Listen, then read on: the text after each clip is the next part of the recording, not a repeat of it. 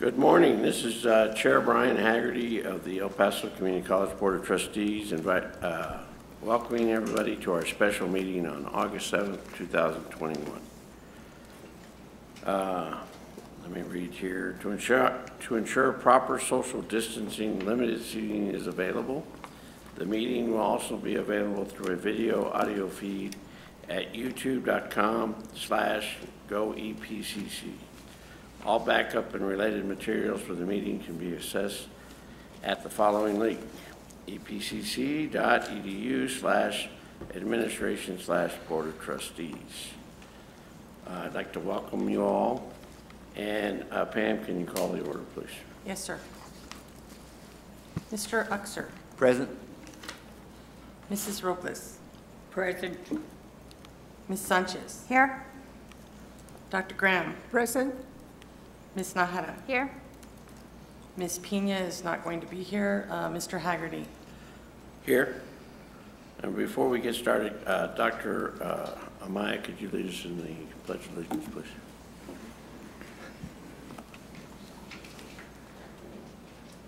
I pledge allegiance to the flag of the United States of America and to the republic for which it stands, one nation, under God, indivisible, with liberty and justice for all. Well, I guess it's official. You're welcome to the front row. Pam, do we have any public comment? I have not received any comment at this time, sir. Okay, can you read item 5, please?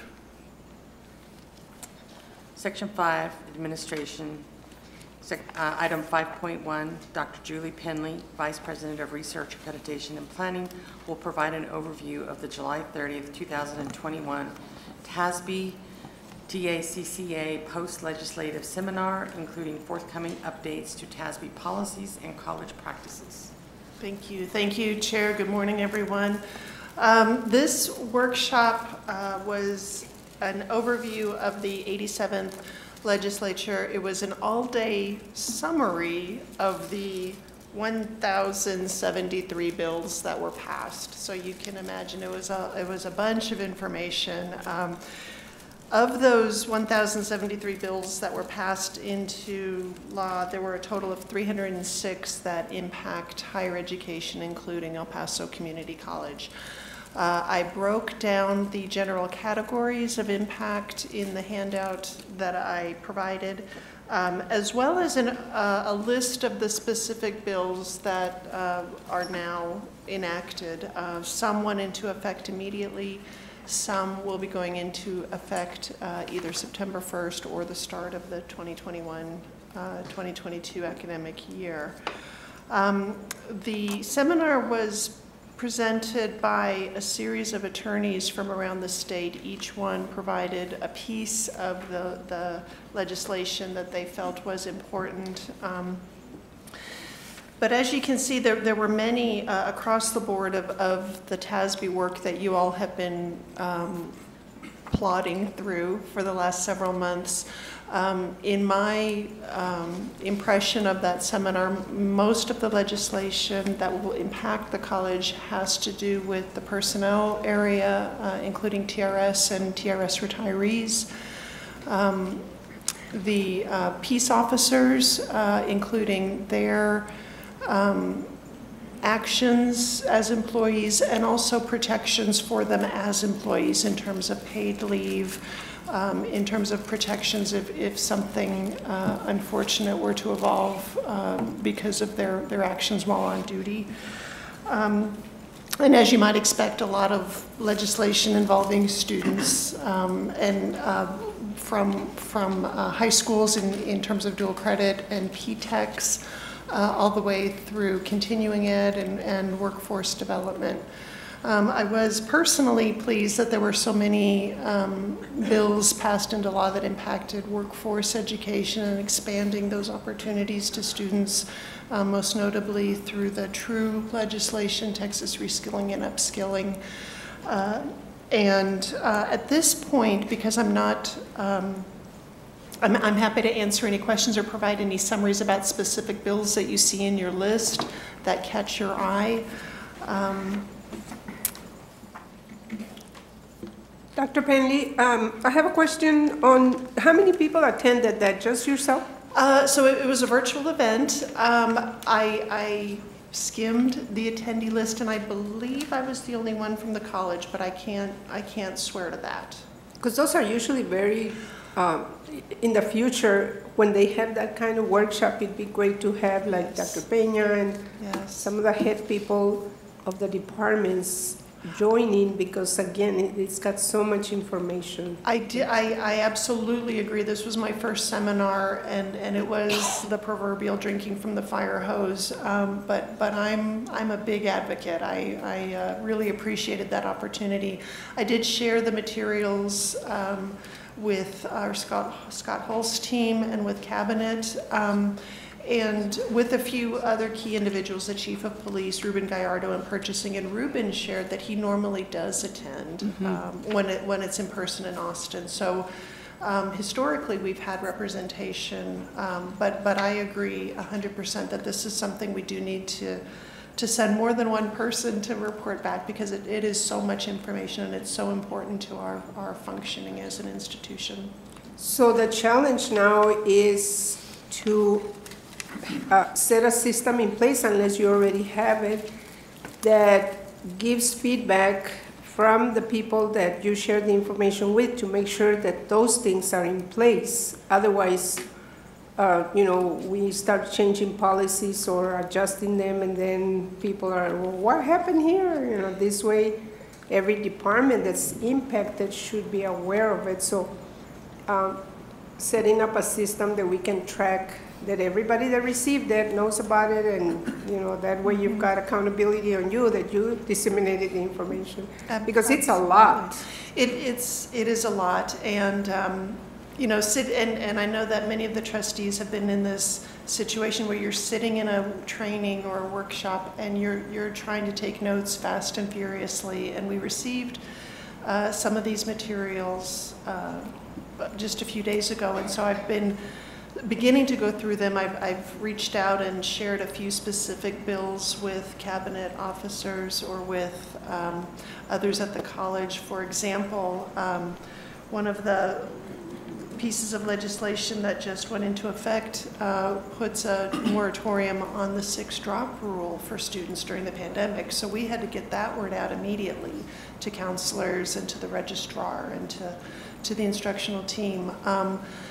One of the other bills that came into law has to do with information about a suicide hotline, suicide prevention that goes, it's supposed to go on the back of student ID cards. So I had to reach out to Ms. Jones and to Dr. Amaya to make sure that the new student ID cards had that information.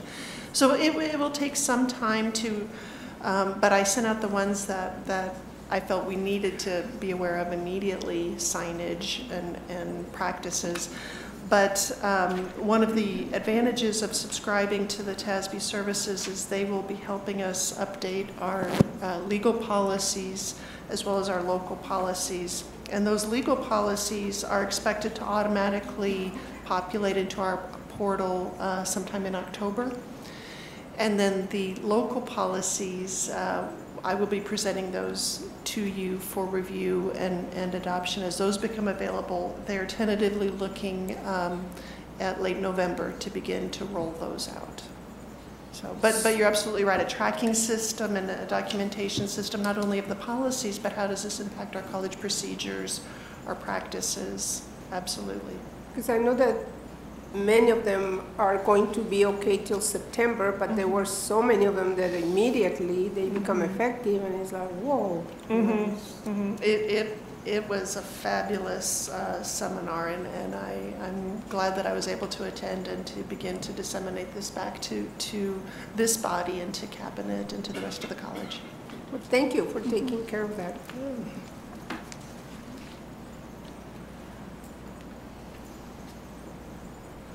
And if something comes up or catches your eye after you've had a chance to look at the summary of the bills that's behind the overview, I'm happy to provide information. I didn't want to send you. There were about 400 pages of documentation. So anything that I can provide, if you can reach out to Dr. Serrata or to Pam, I'm happy to do that. Or if you'd like a presentation in the future, always happy to accommodate.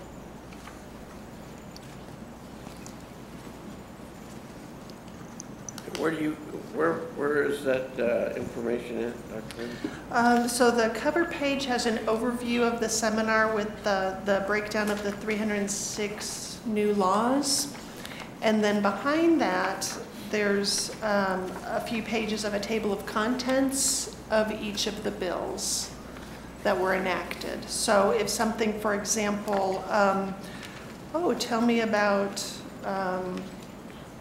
HB 3107, I can say, well, that allows candidate application materials to be I'm sorry? I just have to Google Texas House Bill number 1380. So you can look at the table of contents that's in your packet, and I can share that information, or yes, you can Google it. Okay. All right. You said just read the bills, and I didn't get a copy of that, but I see how I can find it. Thank you. I got this. I got this little. Okay. So then behind that cover page, there's a list of a table of contents. And I apologize. I got this to Pam. Yeah, I understand. Okay. Yeah, I can see you saving paper. I can Google it. I have a little computer. I've come a long way in IT. I know how to do it. We all have in the last 18 months. My clerks have been working on me for 12 years. They still. And some of us have been working on him longer than that. Work in progress. Yeah, I'm a work in progress, all right. Okay, thank you. You're welcome. 5.2. Item 5.2, Ms. Josette Shaughnessy, Vice President, Financial and Administrative Operations, will provide an update on the budget development process for fiscal year 2021-2022. Can you read 5.2.1?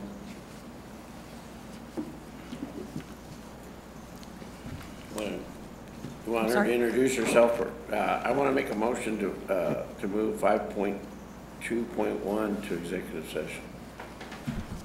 Okay, are we going to go ahead and hear the budget presentation? No, I just want to cover it. I don't want to cover it here. I just want a motion that we'll cover it. Okay. So maybe. We don't need a motion. Yeah, we don't need a motion, Judge, but we could certainly take that into consideration. So it would be item, we said 5.2.1, and I don't know if you referenced 5.3, but those would be the two items that council would recommend to be discussed or taken up by the board after executive session. Okay. Under what provision? So the item 5.2.1, it would be under section 551.071 of the Texas Government Code, and section 5.3 would be under section 551.073.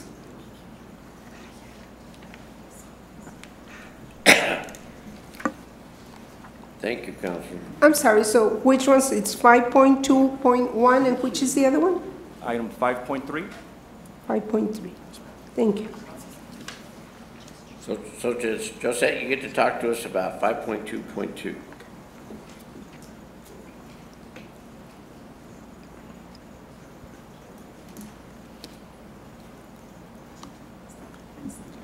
I think she's having problems with the clicker. Hold on one moment, Ms. Shaughnessy. I have a quick question for Counselor. Go ahead. Did you have to memorize the Texas Code by number to be able to cite all this? It's part of the job description, sir, yes.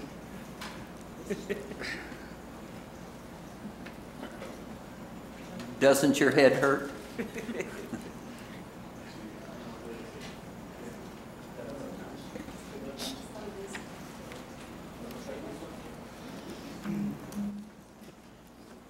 You're leaving all the employees that are listening in, Josette, and it's just suspense. This has to do with their salary. I'm sorry, but the there we go. Let's see. Our clicker wasn't working properly.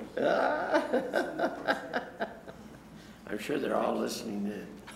Some delay. Okay.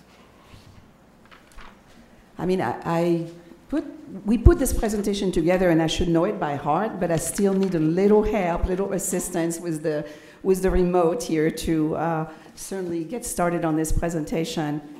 Good morning, Chair Haggerty, Dr. Serrata, members of the board, my cabinet colleagues, and certainly our listening audience, and of course all the staff who's here to assist us today. Thank you very much for allowing us to present on the, giving you an update actually on the preliminary budget for fiscal year 21-22, which is right around the corner since our fiscal year starts September the 1st. Last May, on May 14th, we actually gave you an idea of what the budget may look like for this coming fiscal year. And so today is really an update. It's pretty much the same presentation, but a lot of information has been updated. I do apologize for the length of the presentation. It is a lot of, and we know it's a lot of information for you to absorb, but we believe that this kind of information certainly is going to help you in making the decision on adopting the budget on August the 18th when we come forward with that recommendation. So today's agenda is going to be a quick update on the budget development process, the update on the federal award funding. We've had quite a few updates on that funding.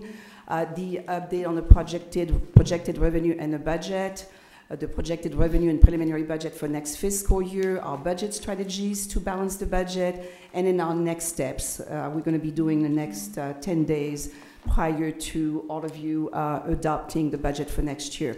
I also want to point out that this presentation here that you see before you has been slightly modified. You know, we found a few little errors here and there, and if you have to understand that such a presentation, sometimes, you know, we don't have the eagle eye right away, and then we go over it again and say, oh, this does not look right, so we modify it. But none of the numbers have changed.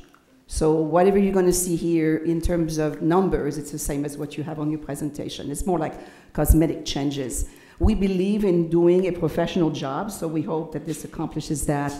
I also want to recognize here the assistance from Fernando Flores, who is the Associate Vice President for Budget and Financial Services, and Laura Tellez, our Director of Budget. And, you know, without their help and all my teams, I wouldn't be able to put this together for your information. So let's move along here. So in terms of the update on the budget development process, the budget workshop that we presented to you gave you a very good idea of what we were expecting for next year. The baseline budget, we're talking about the expenditure budget, is that you're going to be approving has been updated as of July 31st. And so it does contain different information from last time we presented. There's an ongoing review and approval of additional funding requests by Dr. Serrata, and that is based on available funding, and we'll talk about that in a little while. And then, of course, you know, the goal here is for the Board of Trustees to have the good information, and we try to be as transparent as much as possible, not too much detail, but at least you get an overview of what our over $130-some million budget looks like. So on August the 18th, we'll be coming before you for the approval.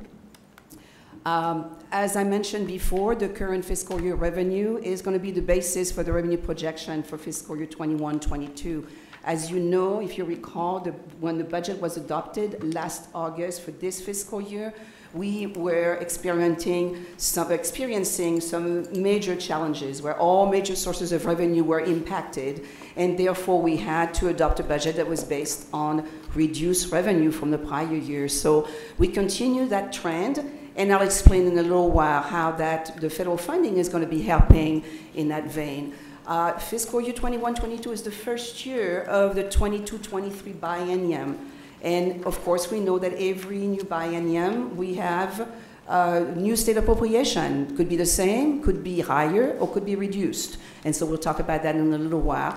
And that state appropriation actually is really based usually on either the state of the economy or of course, our funding is based on contact hour funding, is based on core operation and student success points. And we'll talk about that in a little while.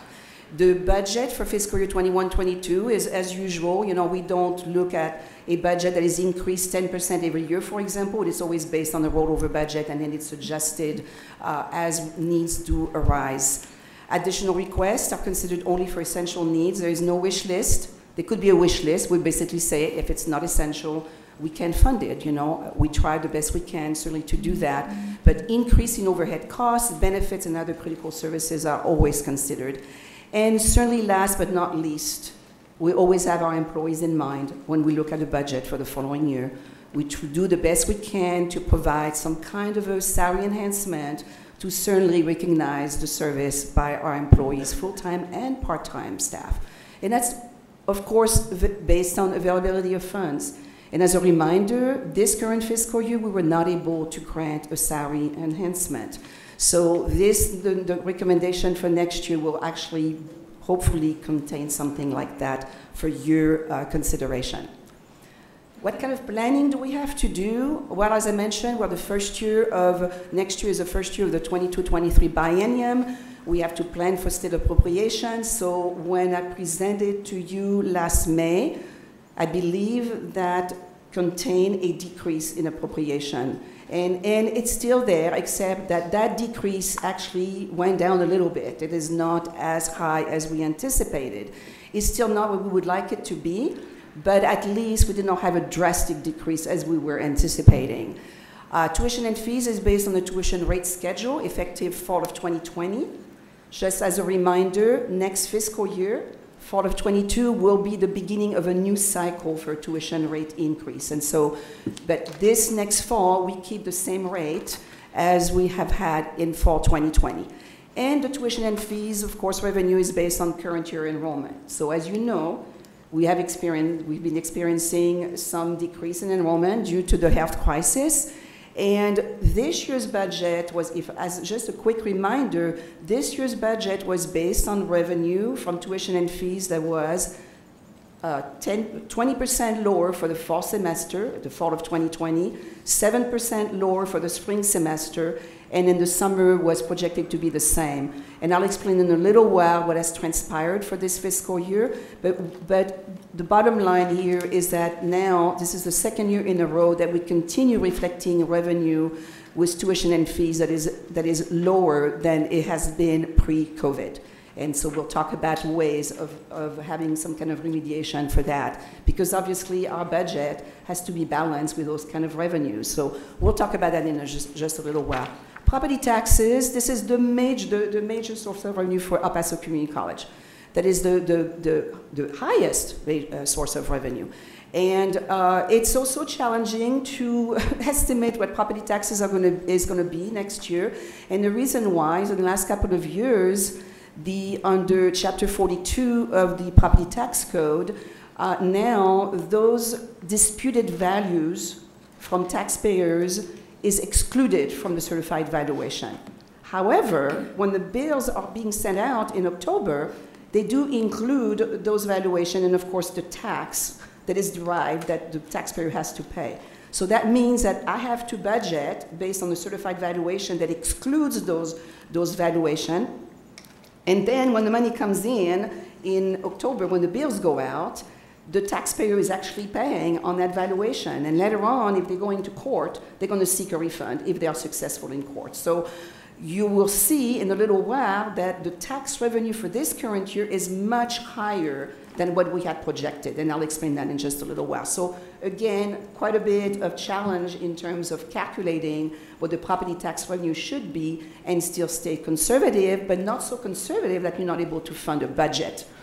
Now, we had a major reappraisal year for the residential property.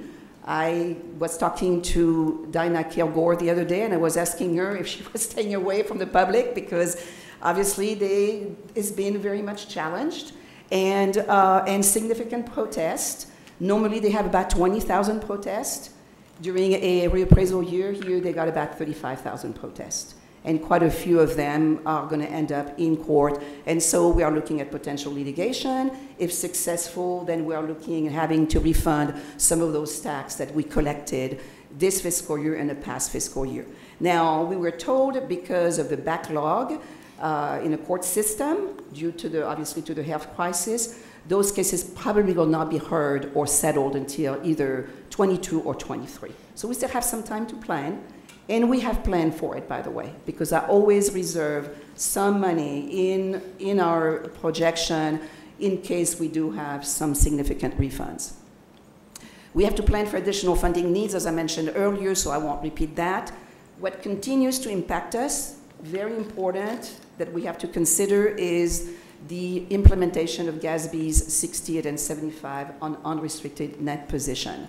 So that impact, we have to plan for that, and we usually reserve it at the end of the fiscal year when we have a budget surplus, and that can be up to an average of $4 million every year that impacts our fund balance negatively. And so we plan for that, and at the end of the fiscal year, we usually reserve some money to replenish the fund balance to make up for that, $4 million impact. This year, it could be $5 million, it could be $3 million. And the following year, it could be less or more, but we do have to plan for that because it's very much dependent on the investment market, as you know. TRS is invested. Actually, we have one of the best retirement systems in the country, but yet the investment market can impact that balance, which creates an unfunded liability for the various entities that are on TRS. 75 is a biggie because that's health insurance, and they're not as funded as the TRS, and so we usually also expect a fairly large impact. What that means for us is right now we do have a deficit fund balance, which is purely created by GASB 68 and 75. And that's about $28 million at the beginning of the fiscal year. If we did not have GASB 68 and 75, we would have something like maybe $70 million in fund balance. So again, everybody is in the same boat as far as community colleges are concerned in the state of Texas, and we just kind of deal with it the best we can. And then finally, the planning, and certainly not least, but planning for the allocation of federal HERF funding. It's also known as HERF 1, 2, and 3. CARES, CARISA, and ARPA has been quite challenging. It's a nice challenge to have, but it does create, obviously, a lot of additional work for our staff, additional challenges to strategize in terms of what are we going to do with a lot of money. So a lot of money here. In this chart you've seen before, it's been updated to actually reflect additional awards, or at least updating the amount of the awards that we had covered last May. So this chart here is organized by the type of award that we received under each one of those HERFs 1, 2, and 3. And I'm going to refer now to CARES, CARISA, and ARPA as HERF in general, unless I have to specify a particular award. But if you look, for example, the first award that we received was under CARES, and that was back in May of 2020, in response to, obviously, the COVID crisis. And at the time, those guidelines were fairly strict. It was not as flexible as later on we find out through the remaining acts that were enacted back in December and then more recently in March of 21. So the student award of under CARES of $8.2 million, strictly direct student aid. And we had absolutely no flexibility. Those funds had to be distributed directly to students. And of course, there was a process that was put in place, as it was explained back in May, and it was administered by financial aid. We had then a supplemental award under CARISA that was also a student for students at $8.2 million, and that was the stipulation that actually CARISA, the amount distributed to students was the same amount as it was under CARES, and so a little bit over $8.2 million. Then we received then we had in concurrence with CARES, we had an institutional award at $8.2 million. Then CARISA came along, and CARISA on December the 27th, CARISA was enacted, and we received under institutional an additional $27.9 million. In the meantime, we also had received, as a minority serving institution, we had received an award also back in June of 2020, about $1 million. Another supplemental award that was about $9,600, but that, for some reason, they gave us some additional money at the time, and that was received in January of 21. Then we also received under CARISA, as a minority serving institution, another $1.9 million. More recently, we received the award under ARPA, and that is obviously significant. As you can see, as an institutional funding, we receive over $30 million, $30.9 million. And the student, under the student, for the student aid, another $31.9 million. So in total, we have been authorized to spend over $122 million. Now, last time that I presented, that column that says approved and extended end date had some different dates. And since ARPA has been enacted, it pretty much retroactively changed those end dates to now being 5/11/2022. Now, on the minority serving institution, the MSI, we have an end date of March 8th, 2022. Regardless of when we receive the money, we have an end date of March 8th, 2022. For all of these non-MSI awards, we have the option to request a no-cost extension. If we have obligated funds that cannot be spent by that date, that no-cost extension of 12 months has to be requested with very good justification. And basically, the funds have to be obligated. In other words, you can just say, well, I'm planning on spending $50 million in 2021, and then another $50 million in 2022, and then the remainder in 2023. So originally, we thought we could do that, but we have received since additional guidance. We had various discussions with TACC, with obviously our fellow colleagues with TAGBO and a variety of other entities. The Department of Education has yet to respond to the request from financial aid, as far as I know as of today, that it's okay to explain what the no-cost extension really means and under which circumstances you can ask for a no-cost extension.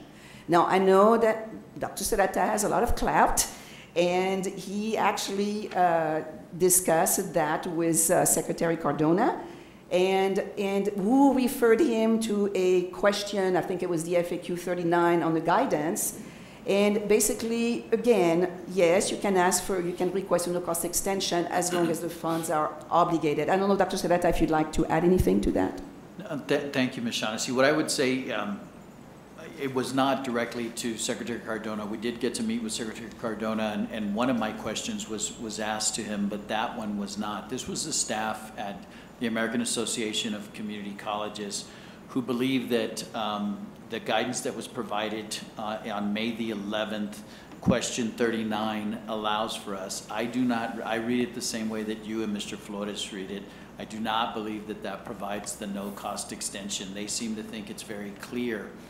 The department has not put out a statement on it. They want us to get these resources out to students as quickly as possible.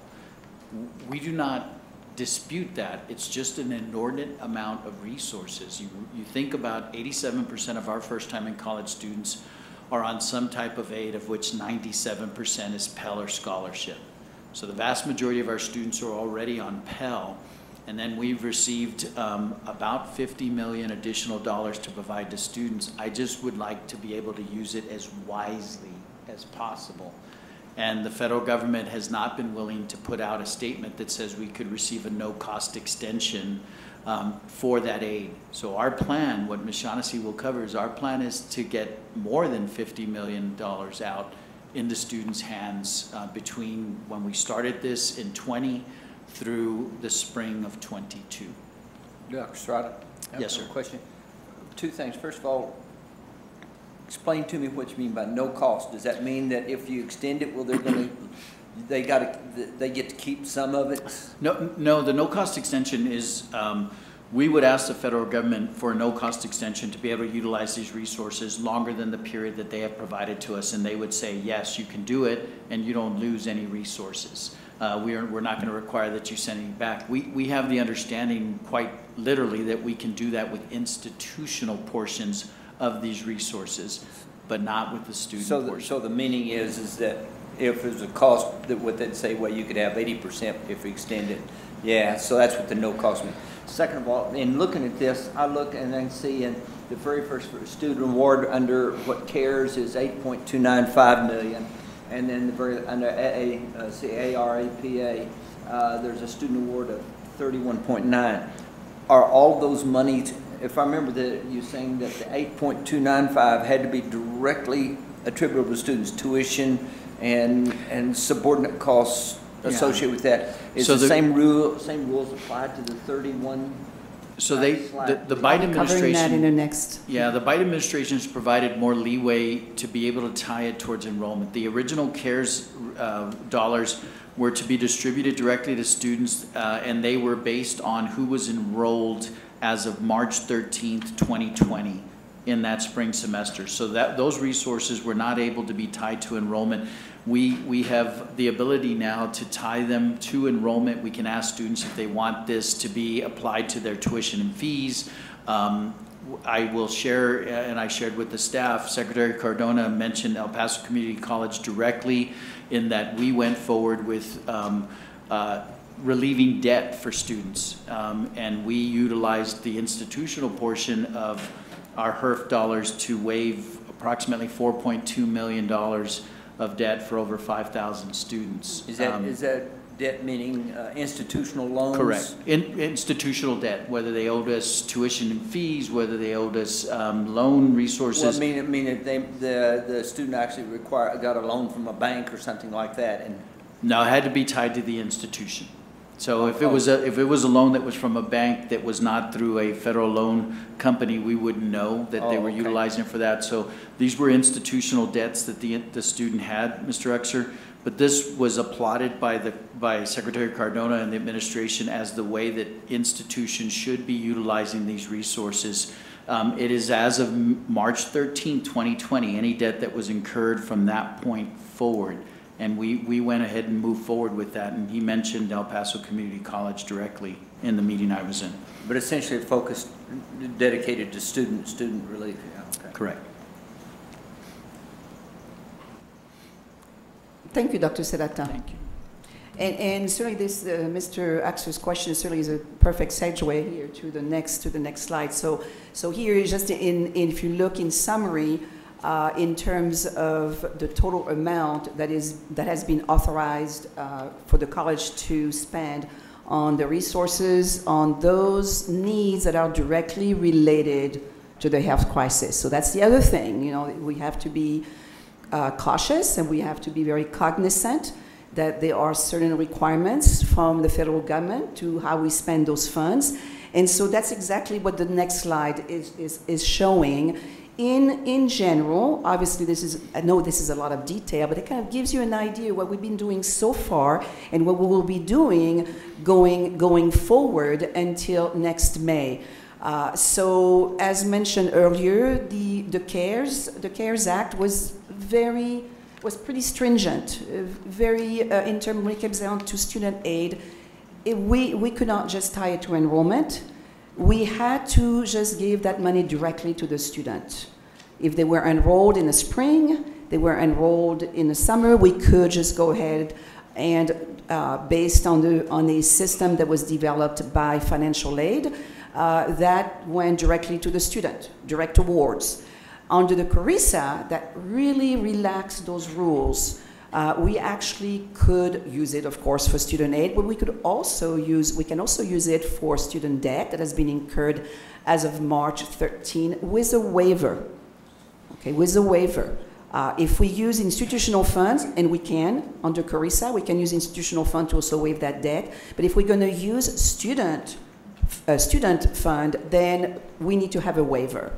And so to date, we have spent all the student cares. That was really to cover, if I remember, spring of 2020, fall of 2020, and some spring of 2021.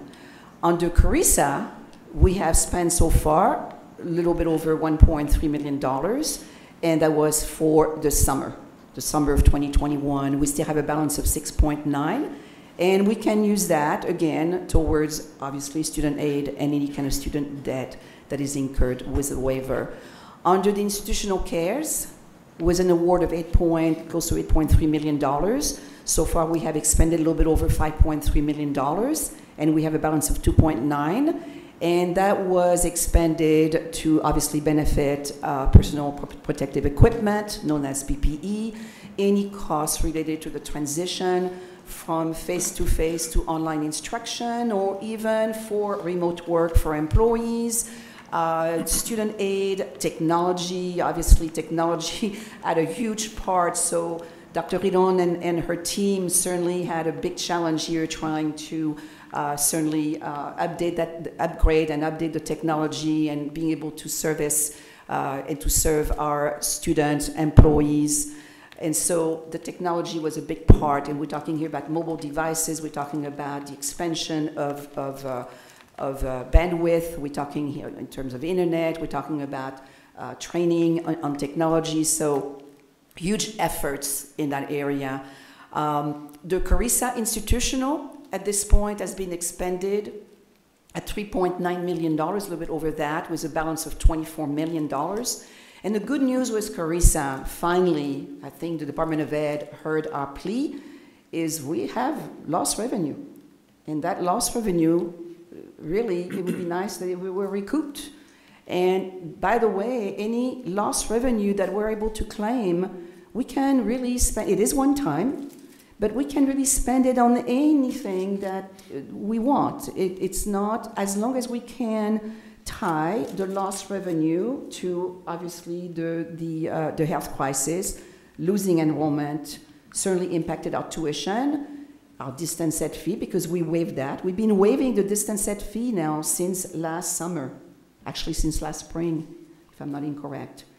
No, since last summer. So summer, fall of 20, spring of 21, fall of 21, we're going to continue in that vein. And so we'll be able to claim that. Now, if enrollment goes back up, then that's a different story. And that's where those calculations are so important. So Mr. Flores updates that spreadsheet on lost revenue on a regular basis, and he adjusts it based on any kind of enrollment that picks up. Bottom line is that if your enrollment is lower than it was pre-COVID, then you are able to demonstrate that you have lost revenue. Lost revenue in commissions. So, we don't have any food services on campus now for 18 months. We're going to start little by little, but the bottom line, tremendous loss on commissions. So that affects our auxiliary fund. That affects the way we fund that auxiliary fund.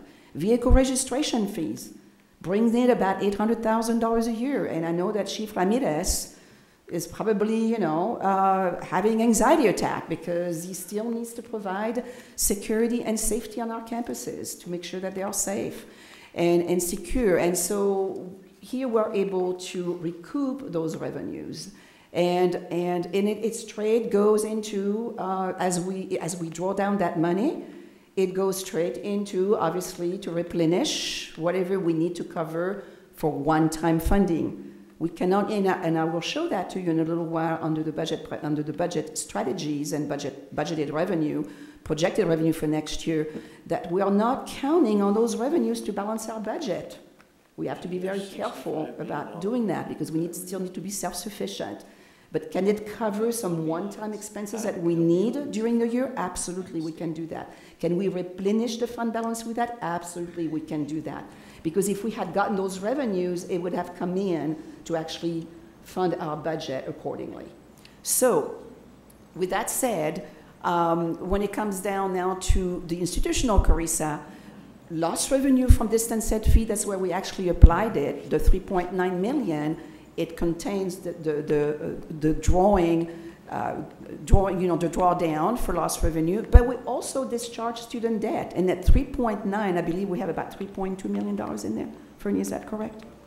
$3.3 million that we did, and that covered only, I believe, the spring of 2020, fall of 2020, and spring of 21. No summer yet. So we'll be working on, obviously, on those numbers. So as you can see, now the discharging the student debt, originally that was recognized as a revenue. And I know that I'm giving a little bit more detail maybe, but just to kind of make sure you understand that student debt actually is not an influx of revenue into, like on our financial statements, but what it's going to do is going to reduce the debt, the bad debt expense that we recognize every year. So it's an influx of cash. We're basically collecting on a receivable, okay? It does not impact tuition or anything like that in terms of increasing the number of tuition. It's just we recoup now that money that was owed by the student on the previously recognized revenue. So I hope I did not lose you. Yes, sir. I have two questions. First, or a question and comment. First of all, from a student perspective, a student has something, and so we have sources of funds for a student, Pell, scholarship, and now student. How do we prioritize that? Do we make sure that they look at Pell first and then that, and then they follow in?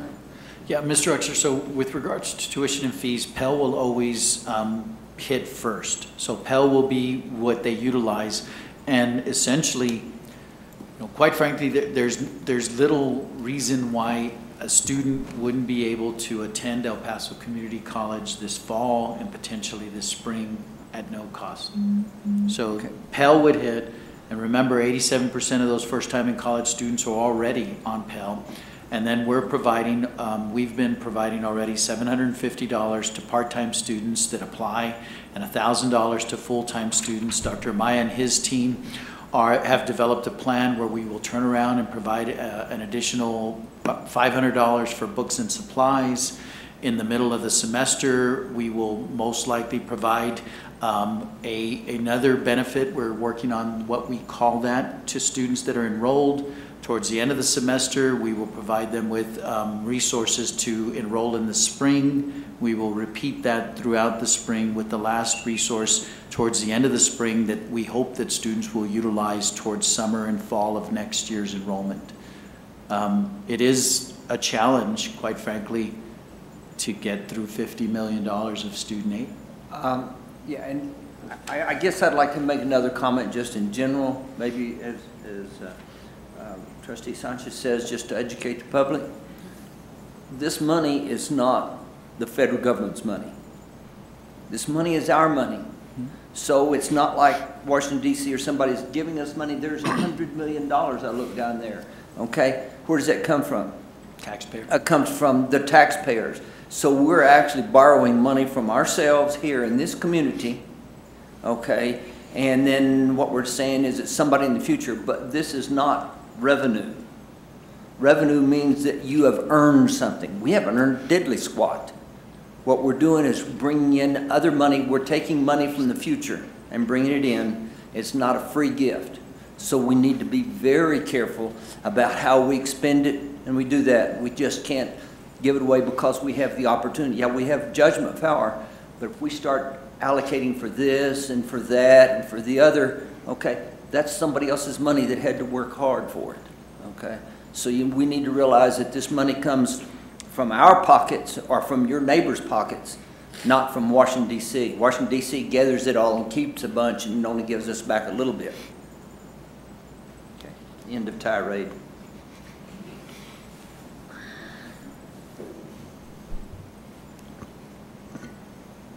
Thank you, Mr. Uxer. Thank you.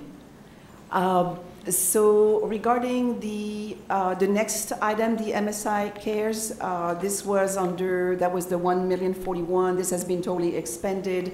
We actually recovered the distance ed fees and the vehicle registration. Everything else that you see below that MSI Cares remains unexpended. And the plan is to use it the way that it's intended to be used. In other words, where we're authorized to use it in terms of lost revenue, any kind of PPE, any kind of online cost, and it can also be allocated to student aid. So as you can see on the MSI Care Supplement, your CARISA, the ARPA student, your institutional, and the latest MSI award that we received, that remains unexpended. So in total, we have spent, and I say to date, as of the end of July, a little bit over $20 million, and we have a balance of $101 million. And how do we propose to allocate and to strategize for $101 million? So last time I presented, actually, this slide was more like 3 or 4 slides, okay? And the reason why is because last time that we had the guidance that potentially that money could be expended through December 2024. And so we presented a preliminary allocation plan with that in mind. But as you know, this has to be a dynamic model. And the reason why is because those rules seem to change, and hopefully now they will stay where they are, and we can plan accordingly, and we don't have to go back and forth trying to figure out, how we can allocate this funding.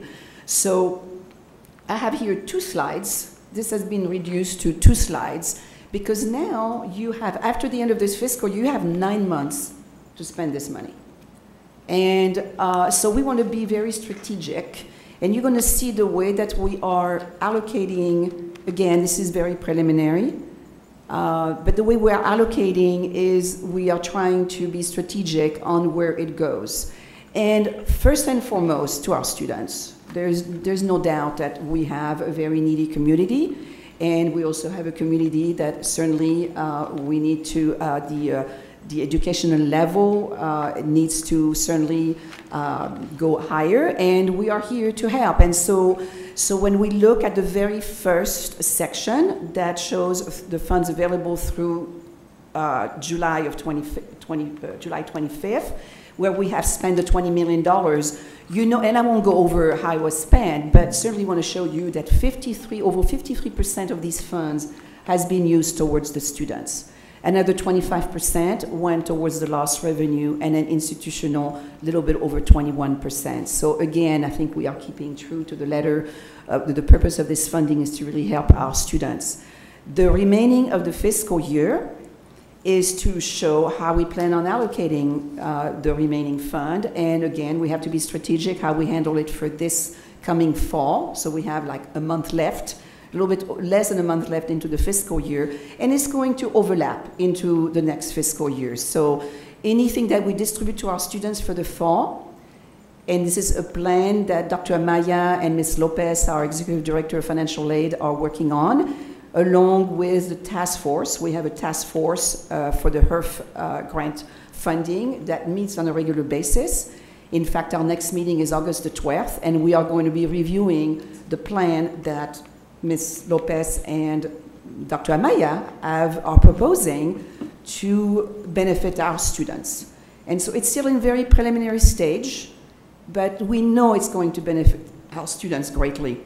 So we are looking at the rest of this fiscal year to allocate about $11 million, and that's 41.45% of what we are planning on allocating the end of this fiscal year. Lost revenue has already been incurred, so we know that's happening. We're going to be drawing down that about $14 million according to the predictions that Mr. Flores has made. Probably needs to refine the model, and we will do that certainly before we draw down, because we have to provide extensive justification on the methodology that we are using to claim those funds.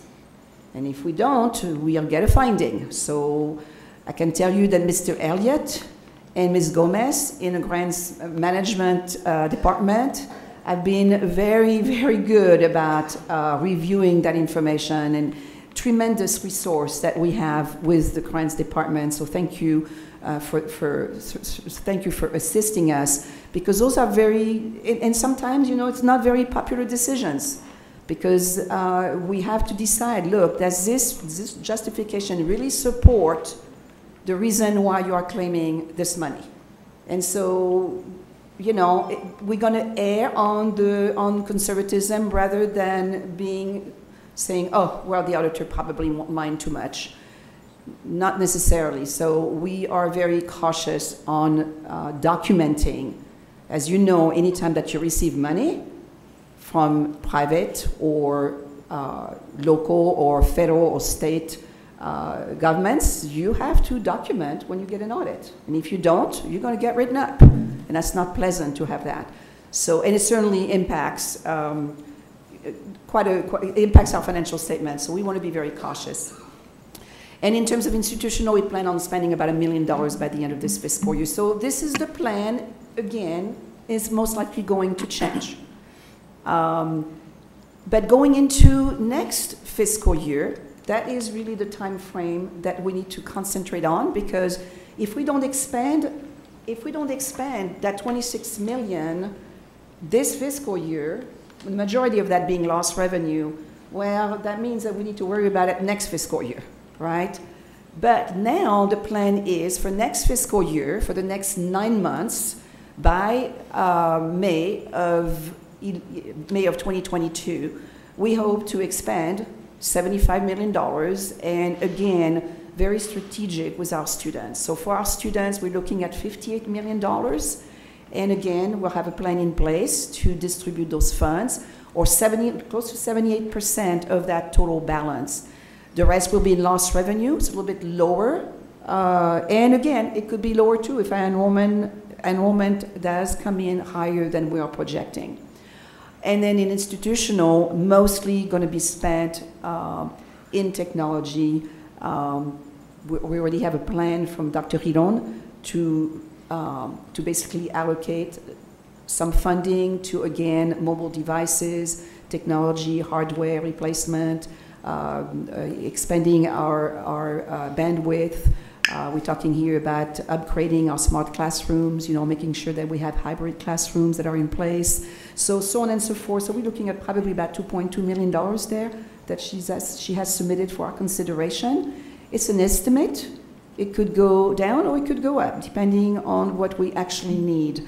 So this is, before you, something that we are doing our best to estimate. And we'll be working really, really hard in the next, probably the next month or so, to come up with a plan that is going to be allocating that money between continuing with the fall of 21, the spring of 21, and potentially the summer. Because, you know, the summer registration will probably start something like in March. And we have until May to allocate the money and to obligate.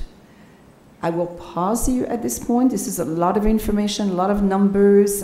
Do you have any question, any clarification that you would like? Anybody need a break? Go ahead. Yep. Just move on. You're going for an hour. So nobody says they need a break. So. Would you like a break, Judge? Do you want a break? Anybody need a break? Nope. Okay, go ahead. Thank you, Chair Hagerty. So, we're going to move over now to revenue projections for this year. Because obviously, you know, it's very important to understand where we are at this year so you can plan for next year. And those revenue projections are very essential to our planning for next year. And certainly, we're not going to propose that our budget be based on what we actually budgeted for this year. We want to look and say, actually, what came into El Paso Community College, what revenues actually came in. So state appropriation, that was the second year of the biennium, basically stayed the same. The overhead recovery, which is basically any kind of recovery, indirect cost recovery that we get from our grants and contracts, are expected to come in a little bit higher, but pretty much break even. Tuition and fees, that is the one that actually came in a little bit lower, and the reason why is because we had budgeted the summer enrollment when the budget was approved last year. the summer enrollment was expected to come in at the same level as it did summer of 2020. If you recall, we had a surge in enrollment in summer of 2020 that we certainly did not anticipate, but the funding that we provided for the students certainly bode well to increase that enrollment. So we were quite surprised that this past summer, that's not what happened. And so that's where you see here a decrease of about $1.8 million in revenue when you compare that to what we actually had projected to support this year's budget. Property taxes. So you're going to say, well, where does that $4.4 million come from? And again, this is directly related to what I was explaining earlier. So last year, two things. Okay, so the reason why that $4.4 million, positive variance here is because when you all adopted the budget, it was based on, if you remember, because we did not know exactly how tax collections were going to pan out, we anticipated maybe that we would have a 5% decrease in tax collection. Well, that actually did not happen. We are collecting, and I say we, the city is collecting at basically the same pace as they did the previous year. So that meant that 5% room that I had between the budget and the actual, that what actually happened, that's part of that, that's included in that $4.4 million. The other thing that I explained earlier is that when we calculated the property tax revenue for this year's budget, it was based on a certified valuation that excluded Chapter 42 disputed values. However, when the tax bills go out, the taxpayer gets a bill based on the valuation that the CAD had affixed. Okay, and so therefore that meant that the college got higher levy than it was projected.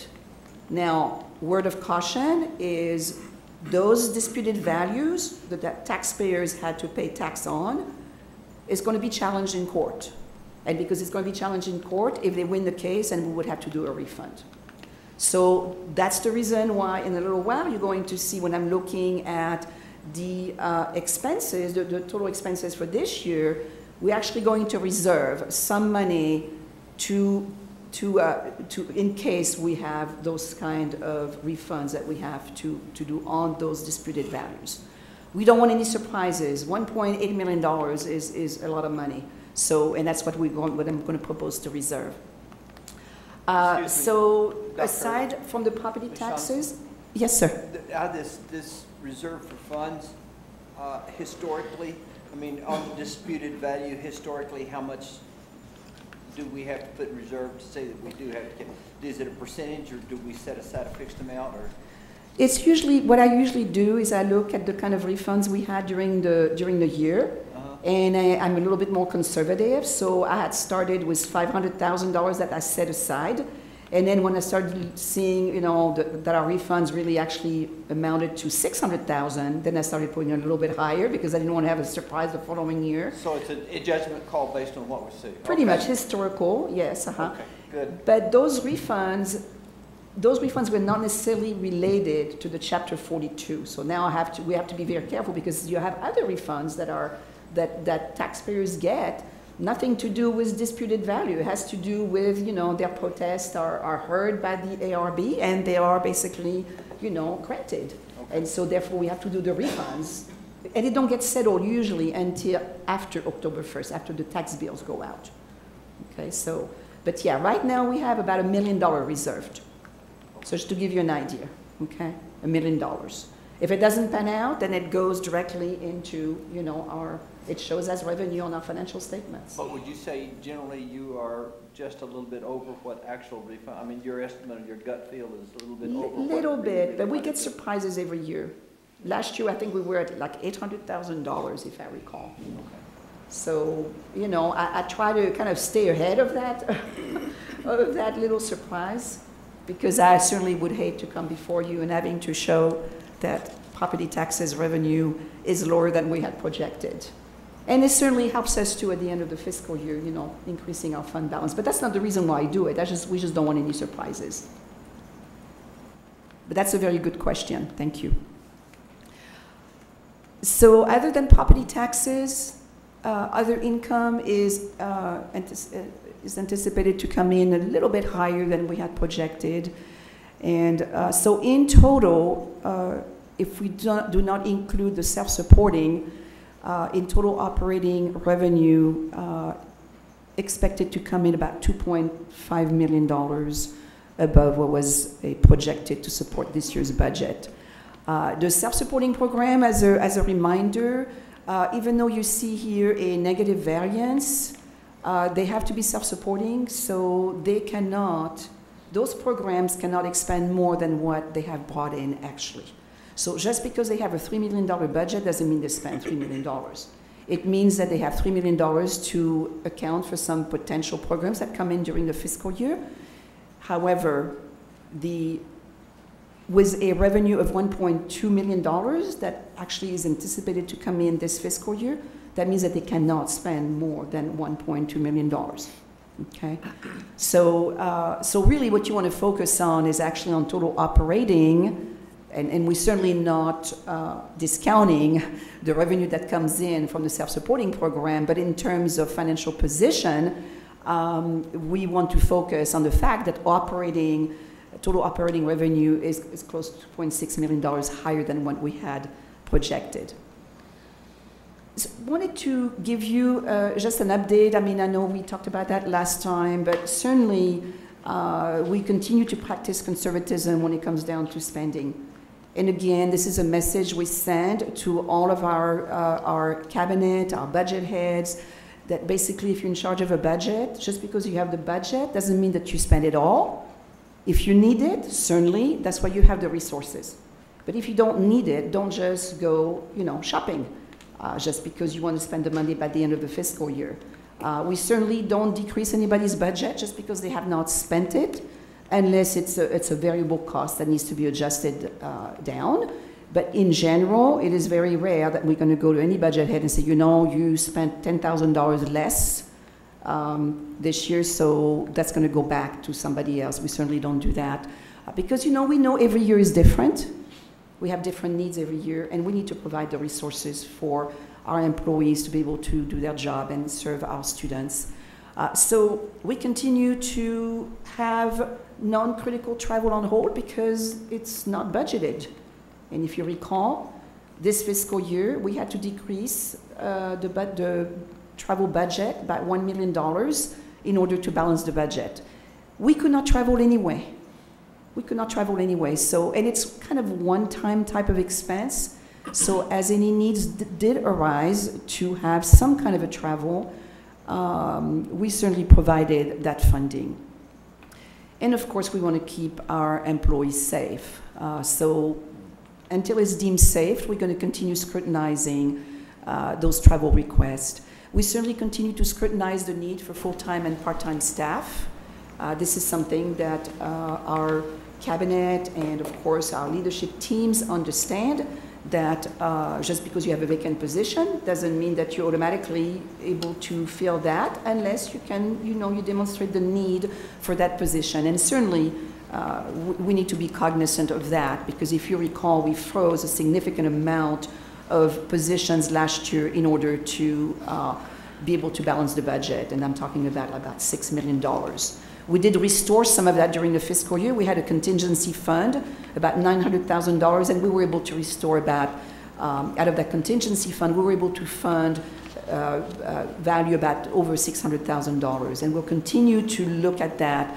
And you'll see in a little while when I'm discussing the budget strategies, how we are proposing to restore some of that funding for frozen positions, because we know there are some positions that are really critical, and we need to make sure here that people are able to do their jobs. We prioritized on master plan construction projects, and I know that you're aware that some projects came to your attention for your approval because we felt like it was really necessary to do that, and it was the right time to do it. I can tell you that Mr. Lobato and his team have been extremely busy. This past 18 months, we've taken advantage of, number one, having some funding in the Project Reserve Fund to be able to fund some of those projects that are really, really deemed necessary, some deferred maintenance projects. We just replaced transformers here at the ASCA building in order to avoid any kind of further, power outages that we've been experiencing in the past couple of years. So certainly it bodes well for Mr. Lobato and his team to recognize, and certainly for the board to recognize that those were necessary. And so thank you so much for your approval on those projects. We postponed non-critical capital equipment purchases. And so again, instructional equipment certainly is if it's critical, certainly is going to be funded. There is a fund there for that. But we just want to be conservative, and we scrutinize procurement of goods and services for essential need.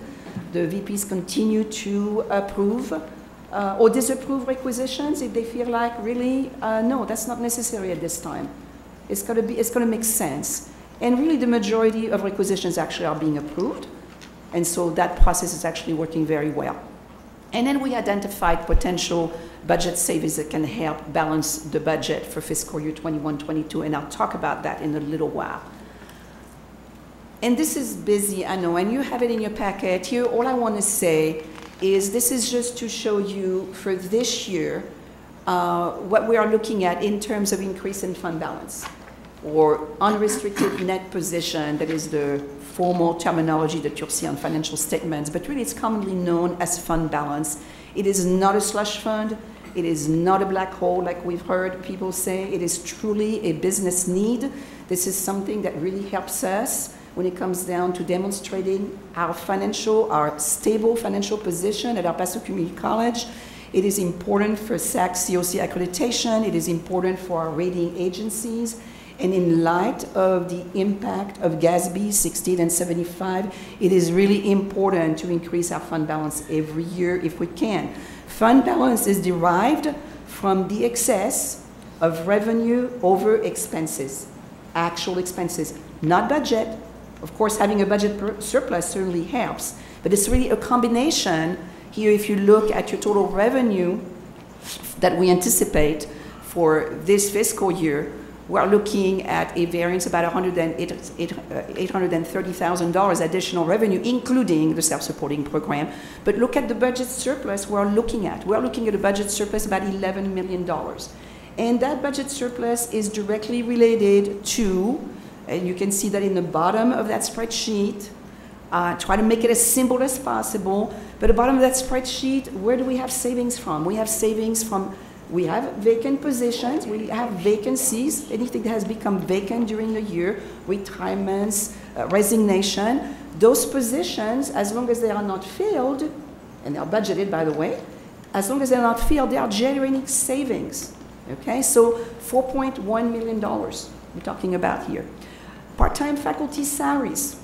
Part-time faculty salaries, it's not that we're not paying our part-time. It's not what it means. It means that we have a pool of money that is set aside to fund adjunct faculty. Sections that make, obviously, are funded. But let's say in this period of enrollment decline, we do not have those variable costs. We are very careful the way that we handle our enrollment management. If sections do not make, because we don't have enough enrollment, those sections are not open. And unfortunately, that part-time that adjunct faculty will not be teaching that section. So again, anytime that you have an enrollment decrease, you're going to have a corresponding, maybe not always exactly, dollar for dollar, but certainly because we do teach online, we do try to provide some other methods. But the bottom line here is we're looking at about $6.5 million in savings on part-time, adjunct faculty salary budgets. Okay, so that bodes well, and that makes sense. You had a decrease in revenue, tuition revenue, but we did not decrease. When we decrease our revenue for tuition to fund this year's budget, we did not go into the part-time pool and decrease those budgets. We said, let's leave it alone for now, and we'll see how the enrollment pans out. So, with that said, you can see here that where that $11 million is coming from, the majority of it anyway. We are reserving about $1.8 million for tax refunds. So that is going to impact this fiscal year. I think it's very important that we do that. We don't want any surprises. Any questions on this? I know this is a lot of information to absorb. So what I'm showing now is This was, by the way, the two previous slides was without any kind of recovery of revenue through the HERF grants. Now what I'm showing you is that how would the revenue projections be impacted if we include that for this particular fund? Remember, the lost revenue impacts several funds. It impacts the general fund, like this one on your operating budget. It impacts auxiliary, which is not included in here. It impacts general use fee. Our general use fee, that's what funds our debt service. And we're going to recoup those. And we're going to earmark that into the debt service fund to make sure that we can always meet our debt obligation on our revenue bonds. So we do that strategically for a very good reason. So, thank you for the music. That was very relaxing. So here what you see is the same revenue projection with the addition of the lost revenue that belongs in this fund. And that's the majority. So we're looking at about a little bit over $11 million. And what does that mean when it comes down to our fund balance? Now we are looking at a substantial increase in fund balance. And what happens at the end of the year, just to be kind of clear, how we handle these funds. So we're looking here in total about $23 million, actually in the operating fund, about $22.9 million. This amount right here. This is what we are looking at. Again, this is projected. And what happened at the end of the fiscal year, before we close the fiscal year, we meet with Dr. Serrata, and we tell him, look, this is what our increase in fund balance looks like. We recommend to earmark this much into fund balance and the rest go into the project reserve fund. And the project reserve fund is really important because really with no additional funding other than the revenue bonds, we do not have any proceeds from tax bonds. We basically only have $1 million every year that goes into the plan fund to fund your ongoing projects, your renovation projects, the emergency things. Mr. Lobato just told me not too long ago we need a new chiller. It's going to be $300,000. You have a new chiller that is breaking down, and it's an old chiller. It needs to be considered. So what we're working on right now is I've asked him, I said, I need a list of all these things that are aging, and I know we've done that before. We presented to you all about our deferred maintenance project. But without this kind of funding, we're not able to do something like that. We're not able to react to those kind of emergencies. And so we try to plan the emergencies the best we can, but sometimes, things happen. An elevator breaks down. We're having to fund that. Some new equipment that breaks down. A mechanical system, our HVAC system. So this is what the kind of recommendation that we give Dr. Serrata. Look, this is what we recommend. This much in fund balance because this is what it will do to our fund balance, and this much into the project reserve fund. So I hope this gives you some perspective. Yes, sir. Real quick, I apologize. I got lost a bit. Where did you say we have lost revenue recovery of 11.1 million, and all of a sudden I don't remember where that came from. Okay, so the 11 million is part of the total amount, because if you're trying to match that on another slide, it won't match. Okay. Okay. The reason why is because on the total loss revenue that we are forecasting, it includes revenue that is not shown in this fund. So general use fee, that could be $1 million in general use fee. Your commissions, your vehicle registration, all of that is separate from this fund. It's accounted for in a different fund. But we do have the detail for those dollars, Mr. Axer. And I understand that can be a little confusing because you see a number on one sheet and then a different number on another, but that's because this pertains only to the operating budget. But revenue, lost revenue, span over different kinds of funds. So debt service, general use fee affects the debt service fund, which is not here. Your auxiliary fund, which is not here. Now, did the Carissa funds and all those funds, somehow they enter into this particular? Yes. Okay. Yes, sir. Okay. Yeah. Your lost revenue can be claimed through Carissa and ARPA and MSI. Okay. This question, I guess, is more for Dr. Serrata. Were we able to, or did we need to upgrade the ventilation systems in the buildings, and could we do it, or have we done it with any of these funds? Yeah, I'll let Ms. Shaughnessy, because Mr. Lobato has been looking at this, Dr. Graham. So some of the concerns, there is some things that we can do. Now, obviously, they will not be done in a timely manner, and that would need a request of an extension, because it takes time. There's some, we've had several CEO calls with regards to the utilization of HERF dollars. So you have the gamut, you have Dallas, who's the largest, and then you have Ranger, who's one of the smallest, and how they're going to utilize it. And some of the institutions really needed guidance on how to utilize the CARES, CARISA, and ARP dollars. And we provided it. We had Ms. Shaughnessy, as well as the San Jac auditor, provide some guidance on how to utilize these resources. I had some real trepidation when some of my colleagues and some that used to be CFOs that are now CEOs saying, we're going to do this to this building. I just have some real caution on how to utilize federal dollars to do what, quite frankly, is in all likelihood a local and a institutional requirement. And so we tried to provide that guidance. Ms. Shaughnessy, if you want to weigh in with regards to Mr. Lobato's suggestions, some of it, Dr. Graham, is significantly more than the resources that we've received as well.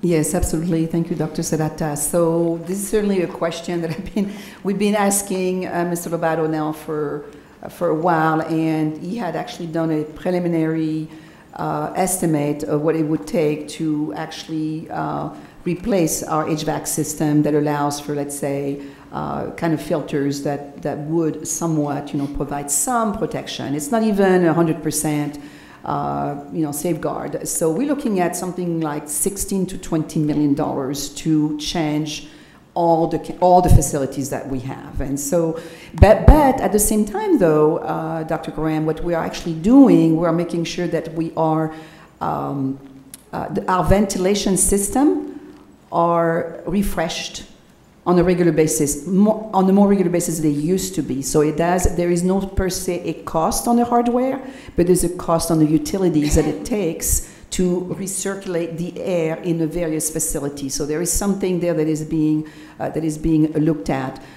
We did look at some other things. Now, the acts, any of those acts do not allow for any major construction. It's only allowed for renovation for the purpose to protect us against the virus. So for example, you see the dividers that you have here in this room, they certainly can be funded like that. And they can be all the dividers that have been installed district-wide. Any kind of renovation that allows for social distancing can be funded, but we cannot do a renovation, for example, of a building for the purpose of having the early alert program. We already had looked into that and it was too bad, but at the same time, we know we could not be able to justify it.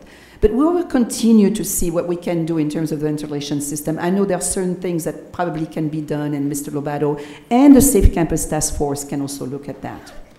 And I was hoping that it was allowing for some of these funds to be used for, the purpose of under ventilation, that we could replace windows, because in looking at that new building in Rio Grande, it's beautiful. It's amazingly beautiful, as much as we've gotten frustrated that it's not finished.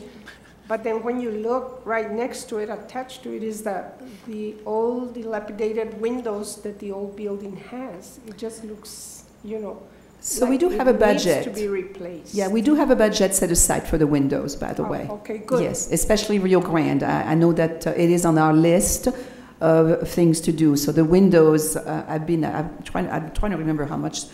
I think it might be $50,000 that we set aside. It might be more than that.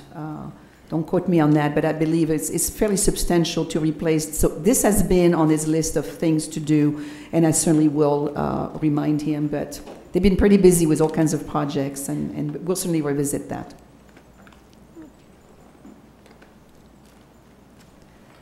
So going back to what I was talking about in terms of the increase in fund balance, I gave an explanation what is our strategy at the end of the fiscal year. And certainly we're very close to closing our fiscal year. We'll be doing that in September. And in October, probably early October, we'll be making decision on, number one, we'll know actually how much fund balance we have, and we'll be able to certainly make that recommendation to Dr. Serrata. So now moving on to the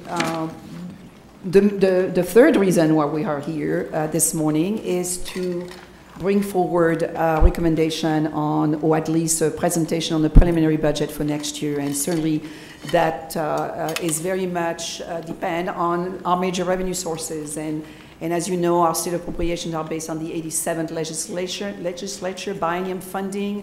I mentioned earlier our tuition revenue, as a reminder, is based on our current enrollment for this year and the current tuition rate that remains in effect during this next fiscal year.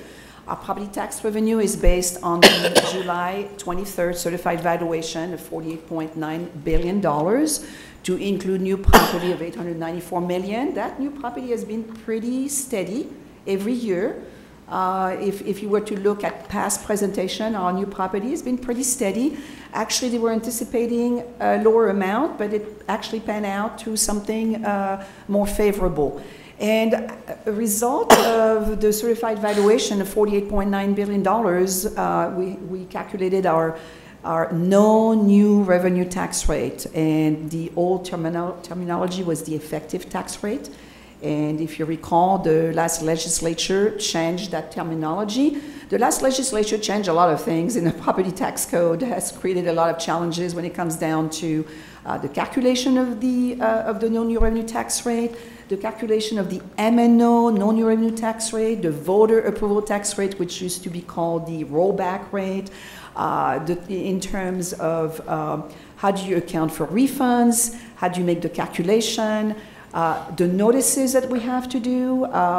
Ms. Tellez works really closely with the county and the CAD to make sure that we're in compliance with the letter of the law, which is not always very clear, by the way, and we're having to seek advice from our legal counsel sometimes, and in fact, that's coming up, Mr. Ortega, because we want to make sure that when we come before you, that we have the right wording, and it's a challenge. Sometimes we don't always have the most recent notices, and we need to make sure that we certainly do. Certainly Dr. Penley, by attending the TASB workshop, has got a little bit of a taste of that and followed up with us on something that we need to make sure we were doing. And so constant, this time of the year, we just work very closely with the CAD, the county, always very gracious, by the way, in helping us out, making sure that we're compliant, because if we don't comply, it's not good news. So we want to make sure that we do comply. So our no new revenue tax rate has been calculated and confirmed, by the way, by the county at 0.134760 or 13.4760 cents per $100 valuation. The current tax rate is a little bit higher, is at 13.9859 cents. So as you can see, it's giving us a little bit more room between with our authorized rate of 15 cents. The valuation went up about 6%. And we've already been told by the CAD that next year is another major reappraisal year, and it probably will be continuing the next 3 years. And the reason why is because of the state of the market. The housing market is doing very well, and so the CAD is obligated to look at reappraisal whenever the housing market is going up, the real estate market goes up. And it's both on residential and commercial property. The certified appraisal will be accepted, well, we hope it will be accepted by the board on August the 18th, along with the no new revenue tax rate. We are not recommending a tax rate increase at this time. So just want to let you know that we have published, by the way, that no new revenue tax rate on our college website. So how did we fare with the 87th legislature? I don't know if you would like to take a break before I go over this. It's up to you. I'm ready. I can continue with no problem, but I don't know if you wanted to take a break. Break? Okay, 5 minutes? 5 minutes. 5-minute break? Thank you. Go ahead, Joseph. Welcome back to this presentation. And right before the break, we were discussing the state funding from the 87th legislature and how the 22-23 biennium allocation panned out for El Paso Community College. So I think, as you have heard before, there was flat funding from the state for community colleges with an allocation of $1.833 billion for all 50 community colleges. But the allocation to all colleges was based on individual enrollment. So some colleges got a little bit more than last biennium, and others got a little bit less, and some just got about the same amount. There was an additional $11 million that was allocated as a need-based supplement for 11 colleges. We were not part of those 11 colleges. There was an increase in total success points funding, a rate of average rate, I believe effective rate of $253.65 as compared to about, I think, $203 last legislative session. And there was no hold harmless funding, which would have bode well for El Paso Community College, but that was the result of the legislature. So what was the impact of Senate Bill 1 on the biennial budget for El Paso Community College? We received $63,090,583, and that is split in two, of course, to cover both years of the biennium. We had a total decrease about $1.1 million as compared to the previous biennium, or the current biennium that we're in, actually. Cooperation remained the same, about $1.3 million. The student success points increased quite a bit, and it was about $1.22 million per year.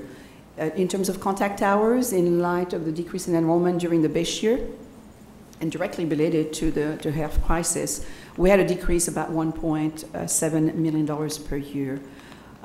So when you divide the 1.1 million into two, you get about a little bit more than $500,000 decrease that we had per year of the biennium to help us fund the budget. So it was not as drastic as we anticipated, but still, it's still a decrease that we have to deal with. And so certainly we'll demonstrate later on how we are going to fund this decrease. The health insurance appropriation was actually a big surprise, because last time that I presented to you in May, we were looking at an appropriation of about $12 million, or $6 million per year of the biennium, which was a drastic decrease when we had been funded at $14 million for the biennium. So it was going to be a decrease of basically $2 million, and so that's pretty hefty to absorb. And we were actually looking at coming to you for an additional increase in our health insurance budget, about $450K. So the good news here certainly was, I was so glad to send that information to Dr. Serrata if he had not received it, that we're actually funded at $14.2 million. So it's an additional $200,000. And, you know, every little bit helps, especially with health insurance. It is so costly, as you all know. It's over half of our benefits budget. And so not having to supplement the current budget certainly was a real treat. Our increase in state contribution rate for TRS retirement benefits is going up from 7.5 to 7.75%. That's effective September 1st. But there was no major impact on the budget because we're already funded accordingly. I have a question, Dr. Serrata. How does EPCC compare to other colleges as far as the student success points?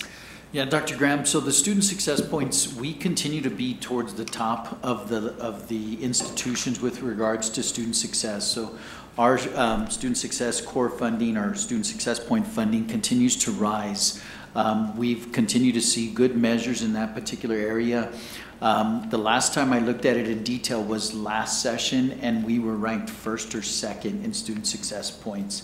The metrics they have provided, the Texas Higher Education Coordinating Board has provided preliminary data that will go into the new almanac. All of our metrics went up, and I say that with caution, given that was the last year, or right at the start of the pandemic. I do worry that the enrollment impact for community colleges across the state will have a significant impact on student success. You know better than I do, Dr. Graham, the learning loss at K through 12, and students that are coming in will more than likely require more developmental education. We had been seeing DevEd really reduced, but I do worry about where we will be in the future. However, right now, we see our metrics continue to rise. Graduation rates continue to go up. The amount of time to graduate has fallen now below 4 years. I think we're averaging now 3.9. That's over a year less than when I started in 2012. We've been able to trim a year off of average time to degree. So I will follow up, Dr. Graham, and look at the student success points in detail for each of the institutions, but we continue to rise. I will also say, as Ms. Shaughnessy was quick to point out,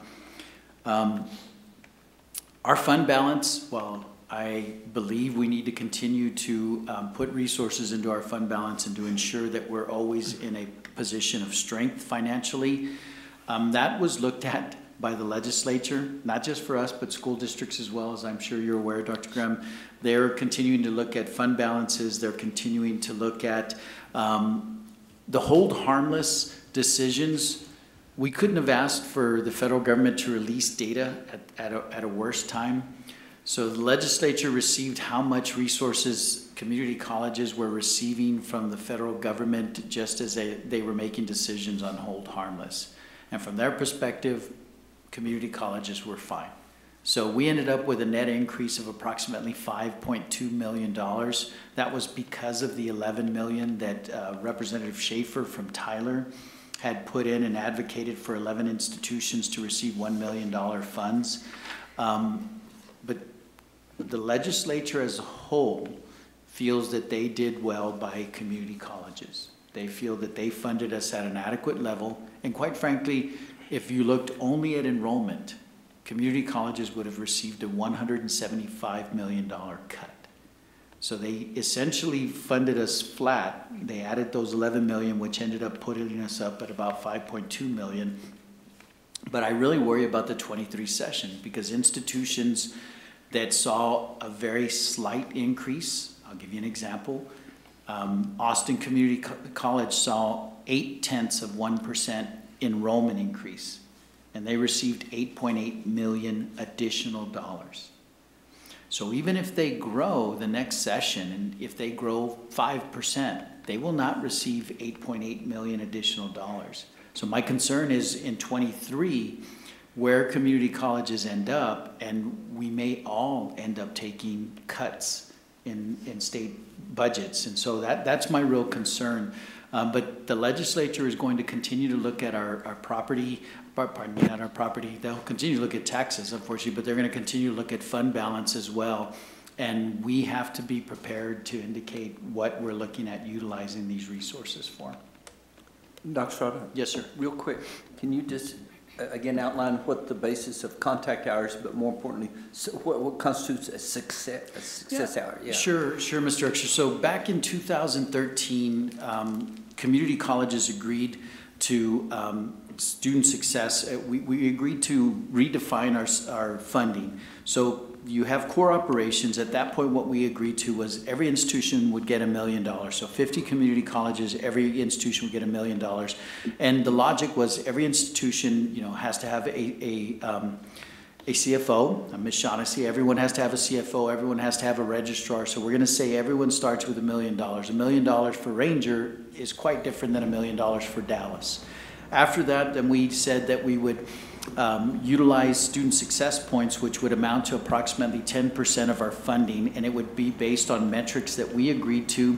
So for instance, how many students are getting through the developmental sequence? How many students are passing the first college level course in English or history or in mathematics?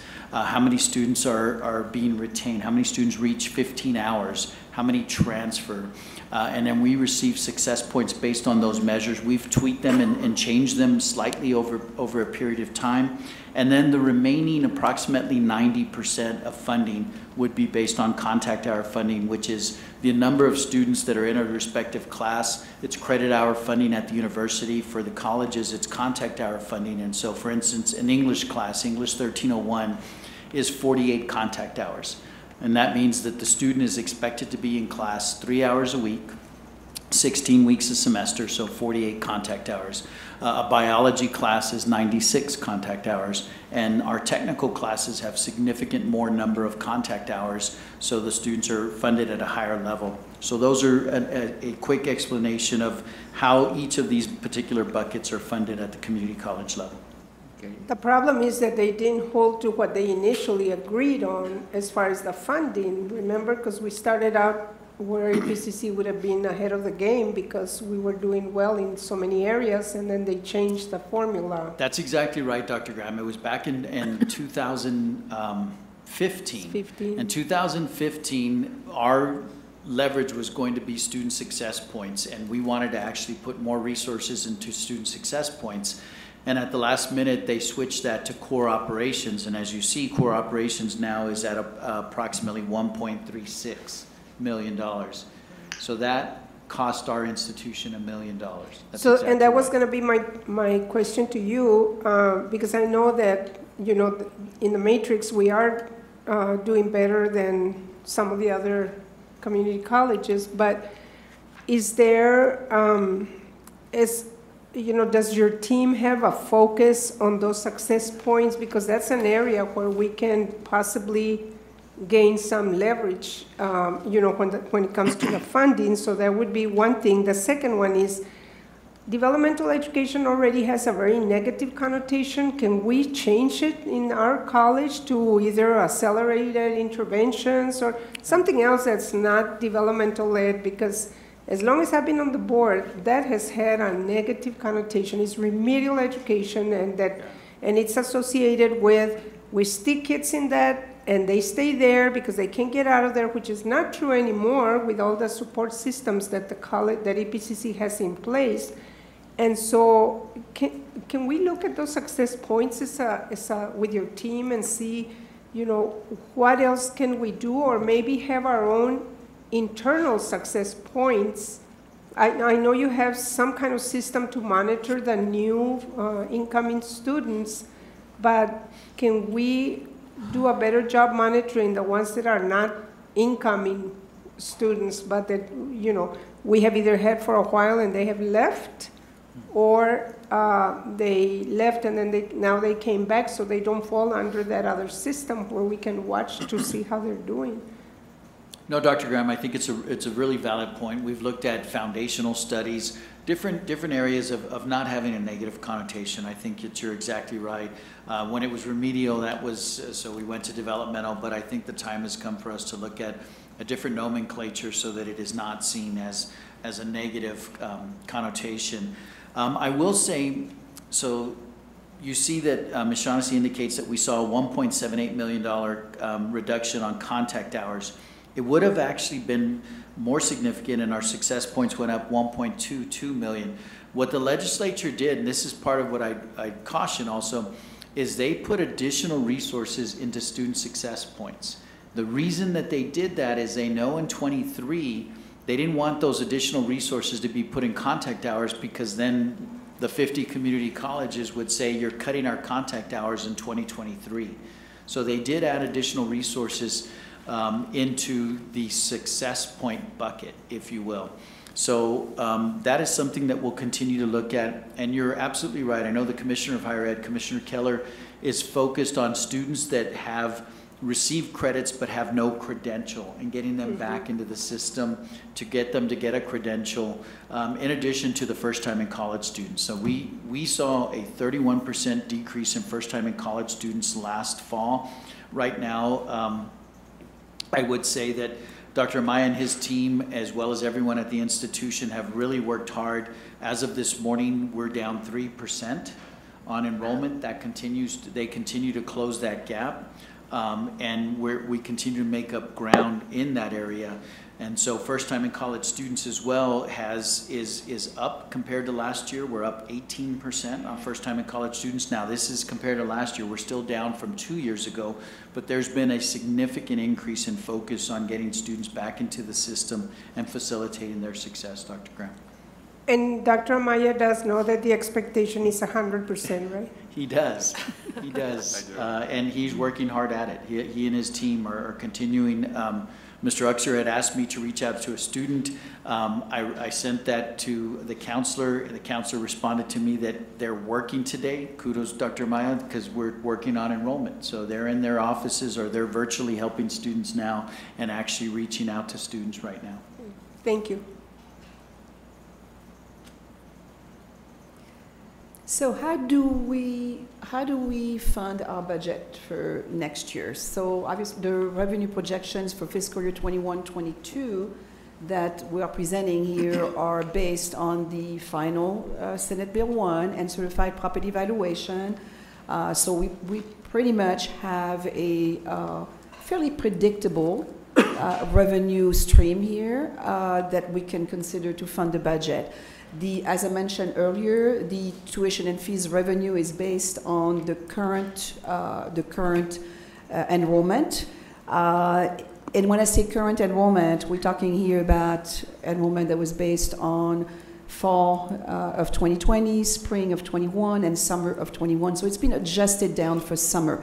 We hope that next summer will be better than it was this past summer. But here we are actually conservative in the sense that we are basing our revenue on this year. Now, with that said, back in June, I couldn't have told you that. You would have seen probably a major decrease in revenue because at the time, the fall enrollment just did not look very good. We were looking at anywhere from 40 to 30 and 20% enrollment decreases, and we were very concerned in the sense that I certainly would not feel as comfortable bringing to you a balanced budget without funding some of the things that I'm going to be suggesting in a while. So hopefully, because in light of what Dr. Serta just said about right now we're down to 3% in terms of total enrollment, credit hours are about down 5%. That's what generates the revenue. But we really feel like in the next 2 weeks, thanks to certainly the enrollment, the type of recruitment efforts that we're currently doing, the marketing campaign that we are currently doing, certainly reaching out to our students, obviously the funding that's going to be available to our students, that is available to our students, we are really hoping to at least break even with this year. And certainly it will be a bonus to us if we can even be a little bit higher than we were last fall. We certainly wish we could be at the same level as fall of 19, but we know that's probably not very realistic because we're still down about 40% as compared to fall of 19. But certainly if we can at least meet the same revenue projections as we did for this year, what I actually derived this year, that would be great. And it certainly bodes well to balance the budget for next year. So here what you have before you is the revenue projections for next year. State appropriation, as I mentioned earlier, is a little bit over $576,000 decrease as compared to this year's appropriation. And that basically was explained a minute ago. Overhead recovery is scheduled to be in about the same level as we have this year. Tuition and fees, again, reflects our current enrollment based on what we experienced this year. It does leave the fall as flat, so we are working really hard to bring that up to flat. Yes, sir. We talk about enrollment, but I think what happened is that we need to keep in mind that we're not talking total enrollment because the early college high school counts as far as enrollment, okay, but they don't pay anything. So the dollars in tuition is being borne by those people and others. So we need to make that, so when we talk about that, we need to keep in mind that we may grow a whole lot if we get a bunch of high school, early college high school, okay? We see a bunch more expenses, but we don't see any more revenues. So we need to make sure that we make that distinction. No, I think that's fair, Mr. Uxer. We do receive contact hour funding, so this will be the first year of those new state appropriations, which you're right, we're looking at approximately $576,000 reduction in state appropriations. That was part of why I indicated our first time in college students is up significantly compared to last year, not where we were in 19, but again, compared to last year. So that they are paying students, whether they're on Pell Grant or paying out of pocket. And you're right, and this is something Ms. Shaughnessy and Mr. Flores remind us of regularly, of looking at the mix of students between dual credit, early college, high school, and traditional students as well. And that tuition revenue that you see here is actually net of those exemptions. And so obviously if there is an increase, it was an increase in dual credit and early college high school student, we need to have a corresponding increase in paying students to basically break even, you know, because your revenue that is derived from those early college high school is also offset by the similar exemptions. And we have a question, Shaughnessy, for Dr. Serrata. Do the dual credit or these students fall within the success points? They do, Dr. Graham, and they do exceptionally well. Okay, so it's not accurate that they don't pay anything or we don't get any funding for them. If they fall in the success points, they're the ones that are bringing in that huge bulk of that money.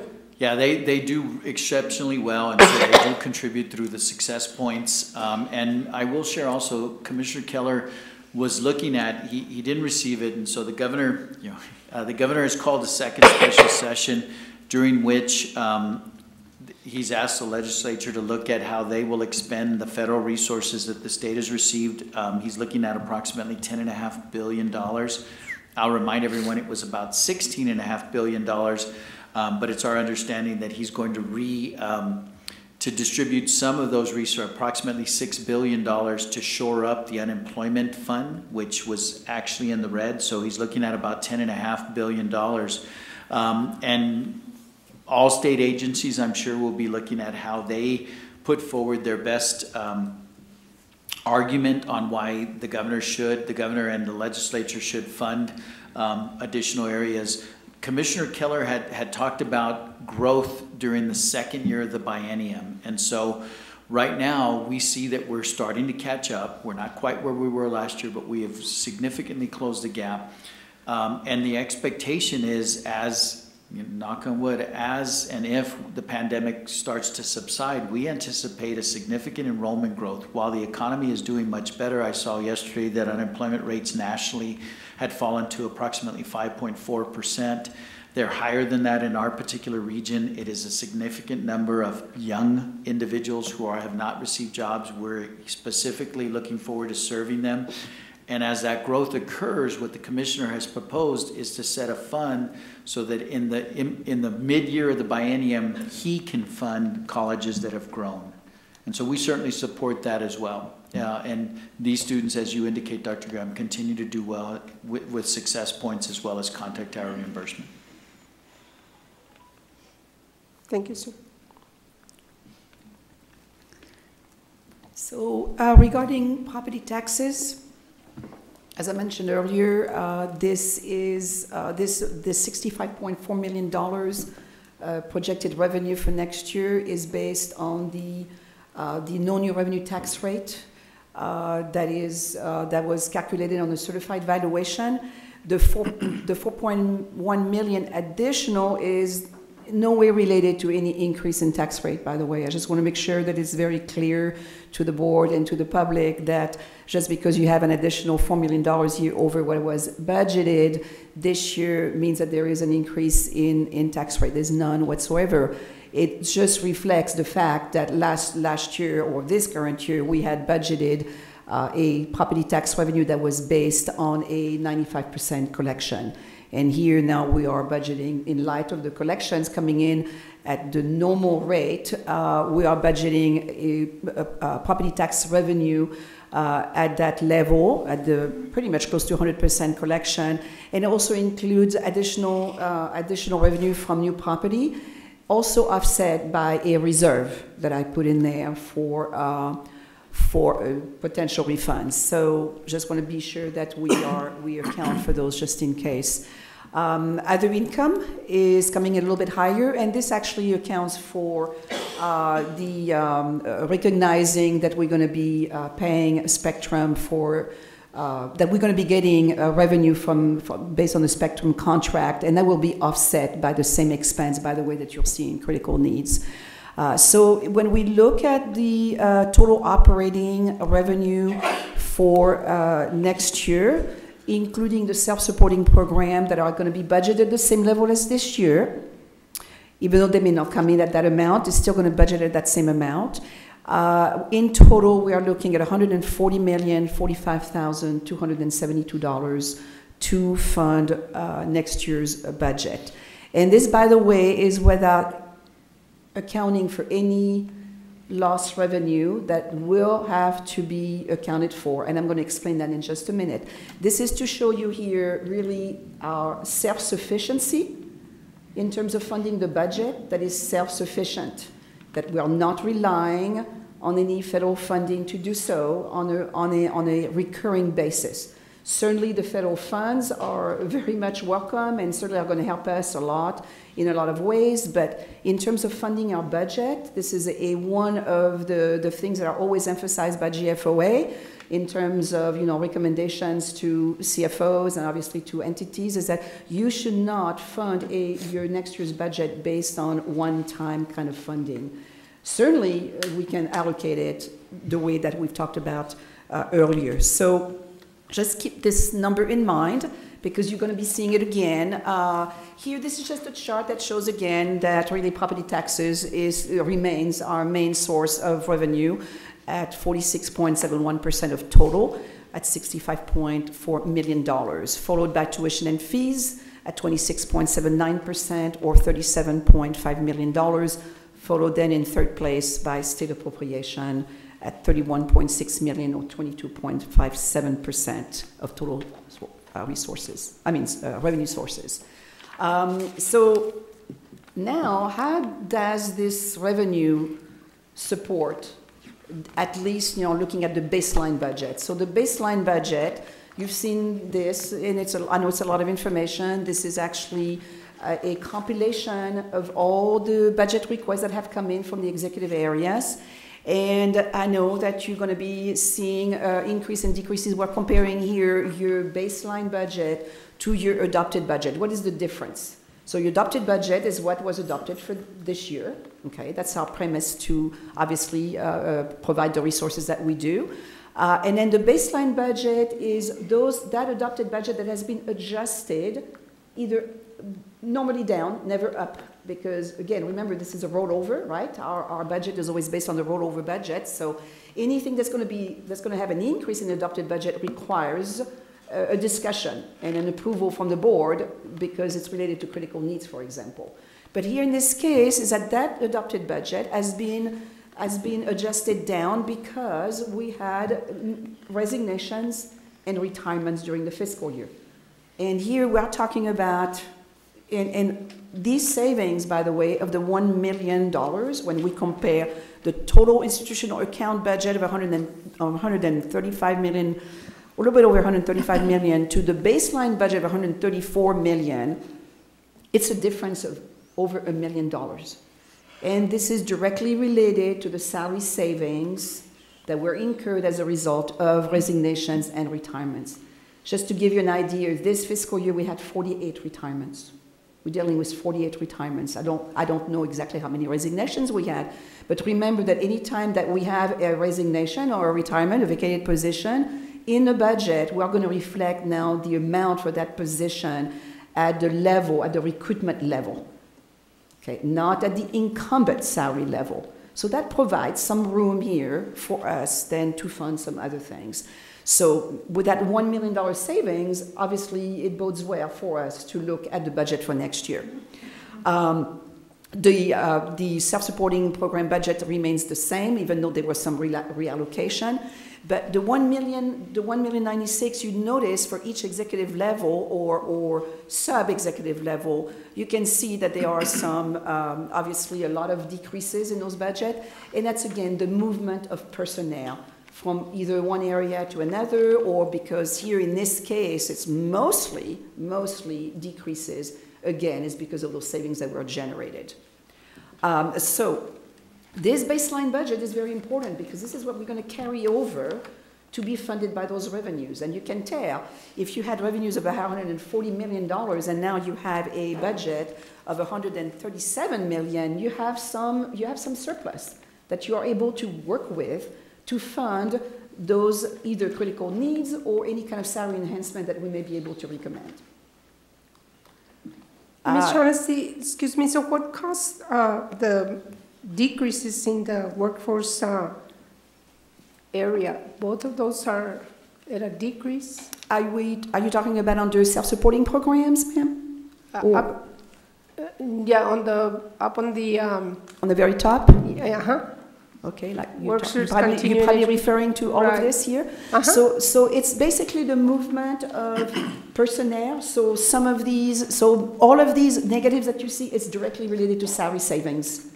Okay. For all of these areas. Every area actually experienced either retirements, resignations, and we know that some people that have been here for a long, long time, when they retire or resign, that salary level is going to be brought down. Okay.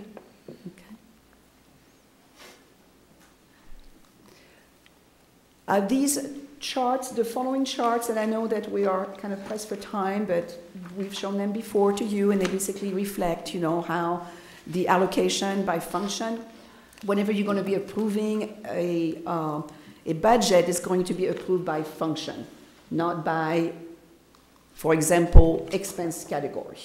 So this chart just reflects that allocation. Here, I just want to point out that when you look at instruction and academic support, and you add benefits to that, basically anything that is related to instruction and academic support is over 50% of our budget. When you look at the chart that shows the expense category, and you compare, you add up all your salaries together, plus your benefits, that makes up over 77% of the budget.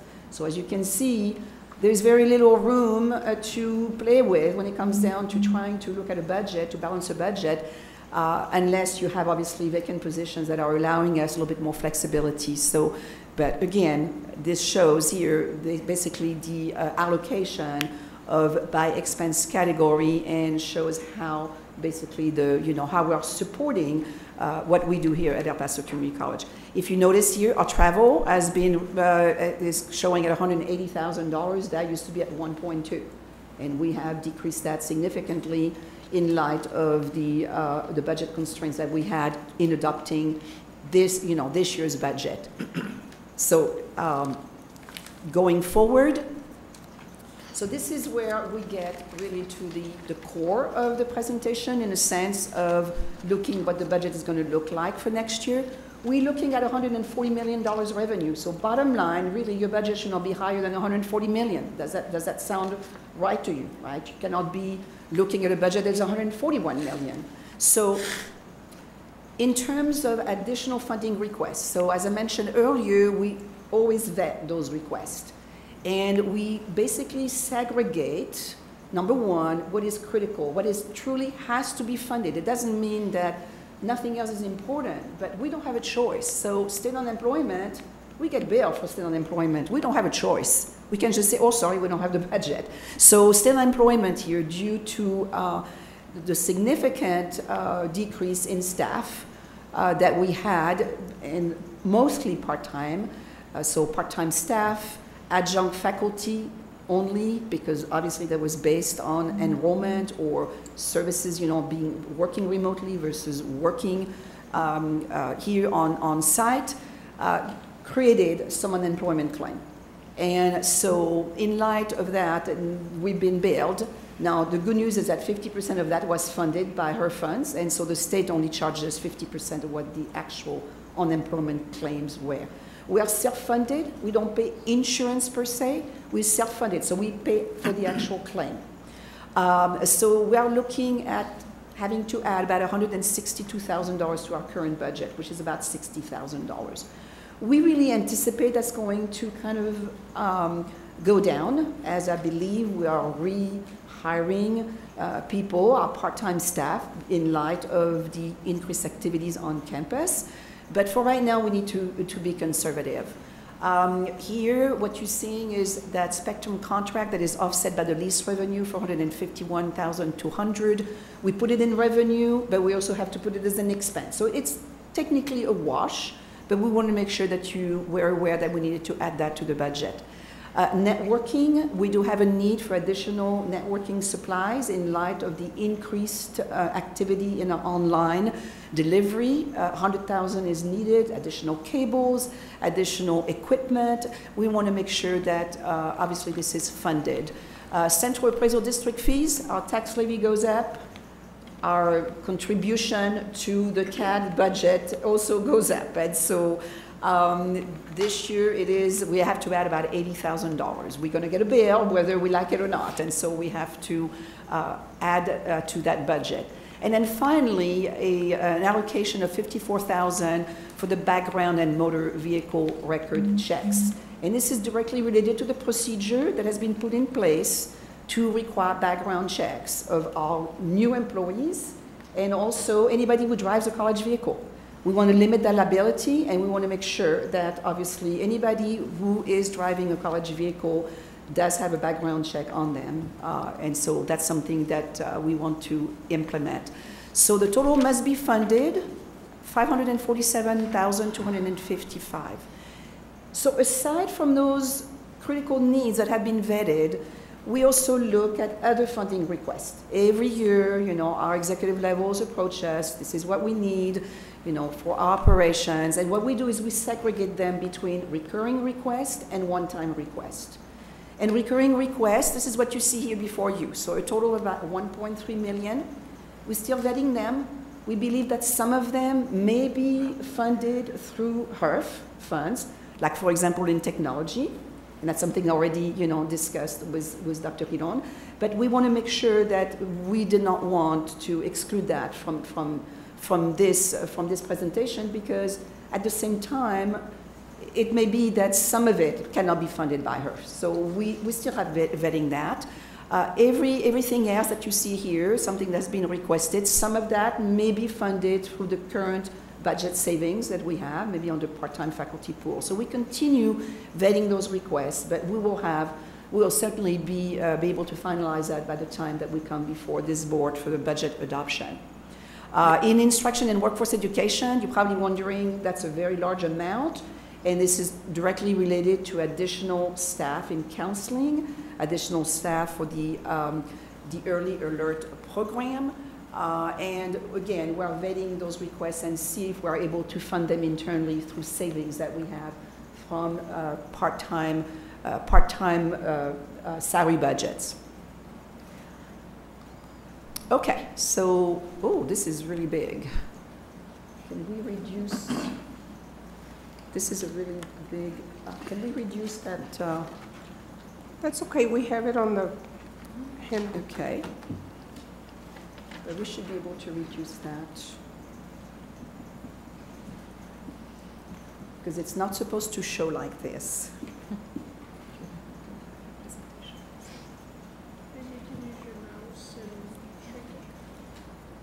Well, I'm just wondering if I can do it from up there, because, yeah, thank you. Because you're going to be, I don't know if I can, whoops. Yeah, I'm not able to do it with this. I apologize for the delay. You're supposed to see a full spreadsheet here. I know it's a lot of information, and I've got to be able to see, you've got to be able to see here what I'm discussing. Not sure what happened, because I'm not able to move it. Yeah. Oh, that.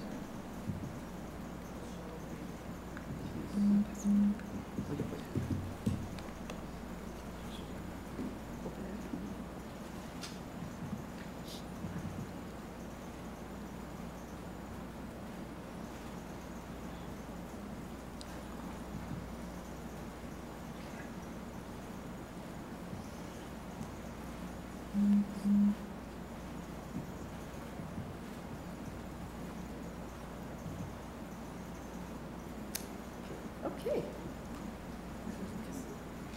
Don't work with that. So I work with that. I will be on this. Yeah, I will be on this.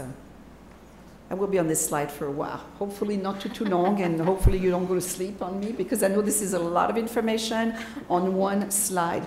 Recall that last year when you adopted a budget, I actually had 6 strategies on one single spreadsheet. Here, what you see before you is a proposed budget strategies based on different revenue projection scenarios. And really, the first column that you see under scenario 1 is the one that is really the basis for everything else. And scenario 1 actually describes a budget position where you are self-sufficient. You're not relying on any federal funding. I mean, obviously you're relying on our current revenue projections, but you're not relying on any outside federal revenue that is going to be one time. So I have highlighted, though, one scenario that I will be discussing in just a minute. But what I want to do is concentrate first on scenario 1, because you're going to recognize those numbers.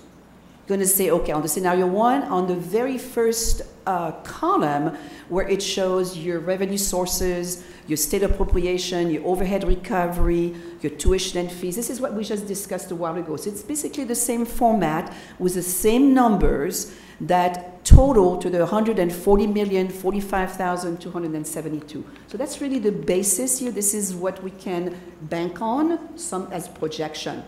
And then it compares that to the baseline budget. So you see the baseline budget here of $137,098,088. And when you compare the two, the baseline budget is lower than the revenue. So we are looking here at the preliminary budget surplus of $2.9 million, $2,947,184. So now looking at what is it we can do with that budget surplus? So what is it we can fund with that budget surplus? So under additional funding needs, I have shown the critical request of $547,255 that we just saw a minute ago. I've included a 2% salary enhancement. And that salary enhancement is also based on a 2% of all budgeted salaries, not necessarily actual salaries. And the reason why we do that is when you approve a salary increase, we have to consider that, for example, our part-time adjunct faculty, they are paid a certain rate. And when we implement that salary enhancement, that rate is enhanced. It's not based on the incumbent, it is based on the rate itself. And so if we have additional part-time faculty during a particular semester, obviously it's going to impact the budget. It's not necessarily, it doesn't mean we have the same amount of incumbents, but we do have, if we do have additional faculty, then we are budgeting for the amount that we should. So we are conservative when we say a 2% salary enhancement is going to cost $1,848,000. It could be much less when it's implemented. And what we do is the difference goes into a contingency fund that helps us fund things during the year. So just kind of letting you know how this works, because if you were to look at how much does 1% cost on our current incumbent, it's going to be lower than the $924,000 that it costs for 1%. The other thing that we also have incorporated here is a one-time payment to employees. And this is something that we've been discussing for a while. And because we feel, in light of the current situation, in light of the fact that our employees had to work remotely, and now they are being asked to come back, we want to recognize our employees. We want to recognize the fact that certainly having that kind of incentive certainly helps with the morale. And so this is a recommendation that I know is going to be, it's on the agenda this morning for consideration and for action, for discussion. So here, what we are estimating is based on the different scenarios that we have run, and kind of an average, it's not really an average, but it's actually based at a 3% across the board. But we also have other scenarios that we can discuss when the conversation comes up. It does not have to be that particular scenario, but we put it in there just to show you what impact it has on the budget. Now, mind you, that 2.1 million, assuming this is how much it cost, is going to be actually covered by one-time funding that we are reserving for that purpose. Because the following year, we're not going to have that one time again. It's meant to be anytime you do a salary enhancement, a 3% across the board, it carries over to the following year. But if you do one-time payment, it's for that 1 year only, and it has a budget impact only for that 1 year. It does not get carried over to the following year. So the proposal here will be is that 2.1 will actually be funded by a reserve that we have set aside just for that purpose. So let's say, for example, it ends up being $2 million, then we reserve $2 million just for that purpose, and it does not carry over to next year. In terms of the rest of the additional funding needs, what we're proposing is to restore about $500,000 worth of frozen positions. We have right now an inventory of frozen positions. They're still on inventory. They're just not budgeted because if you recall, last year, we had to freeze about a little bit over $6 million of frozen position in order to meet our budget.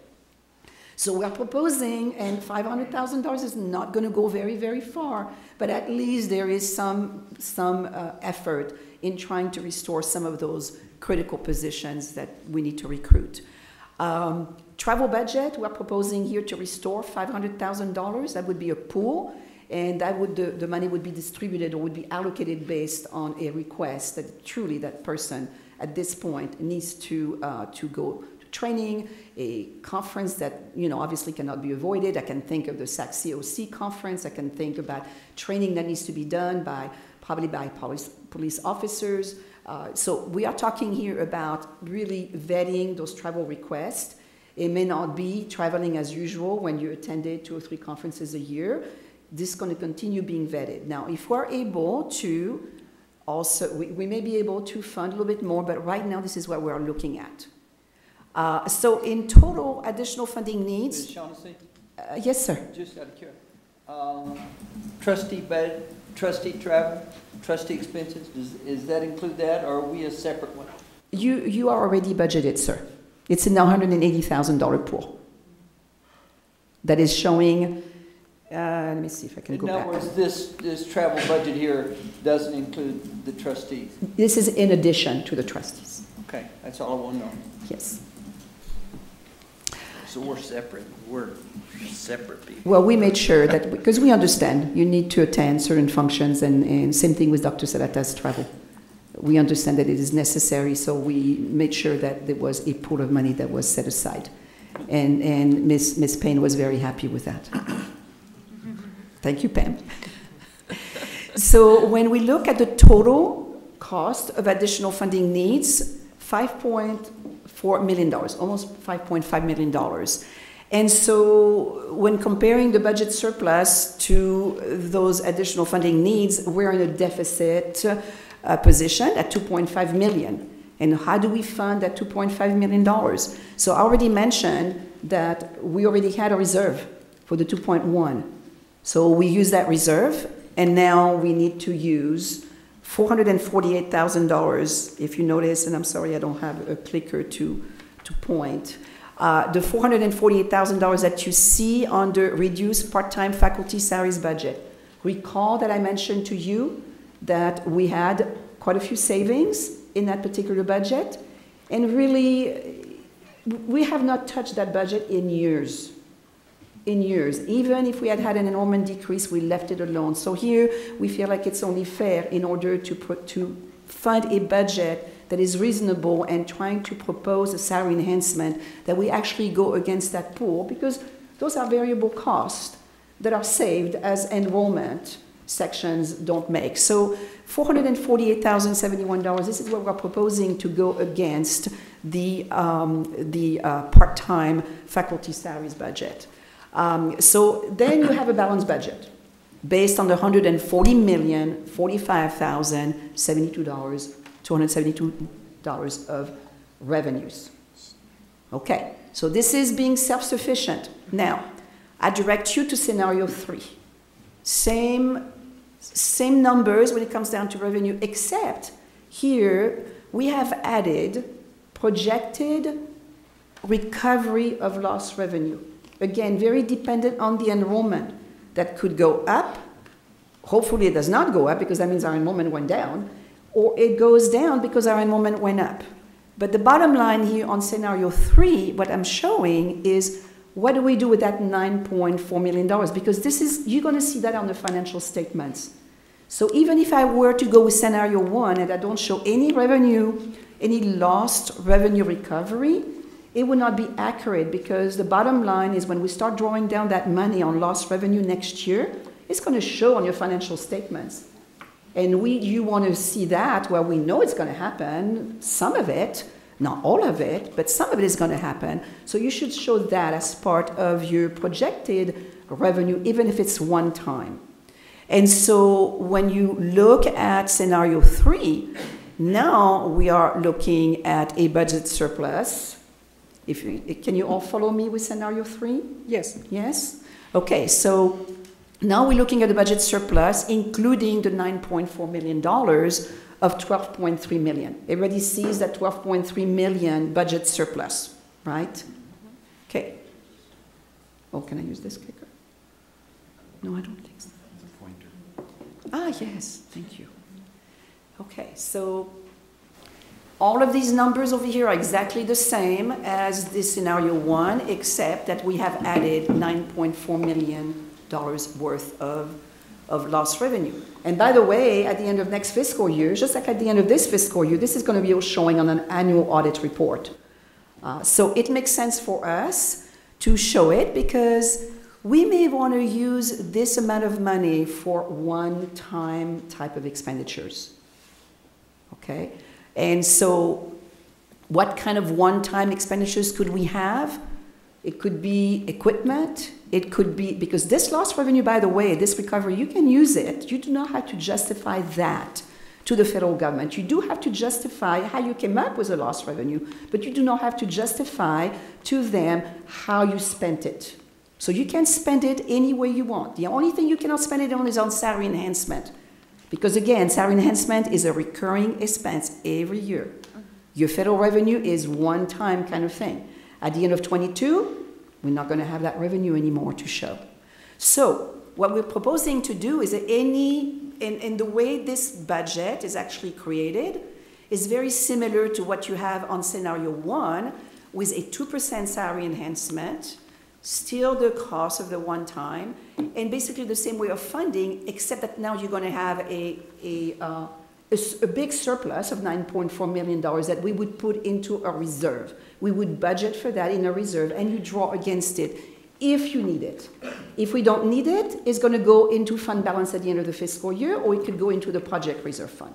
So there are different ways of handling that. But at least we're not strapped down during the fiscal year because all of a sudden we don't have as much revenue to fund things that we need to fund. It could go towards one-time kind of part-time salaries for 1 year. It could go towards equipment that we need. Anything that is not funded by her funds, we could use that as one-time. Does this make sense to the board? Yes. Now, the other scenarios, like scenario 4, provided for the same type of information, except that here we are looking at, if we want to look at 3% salary enhancement.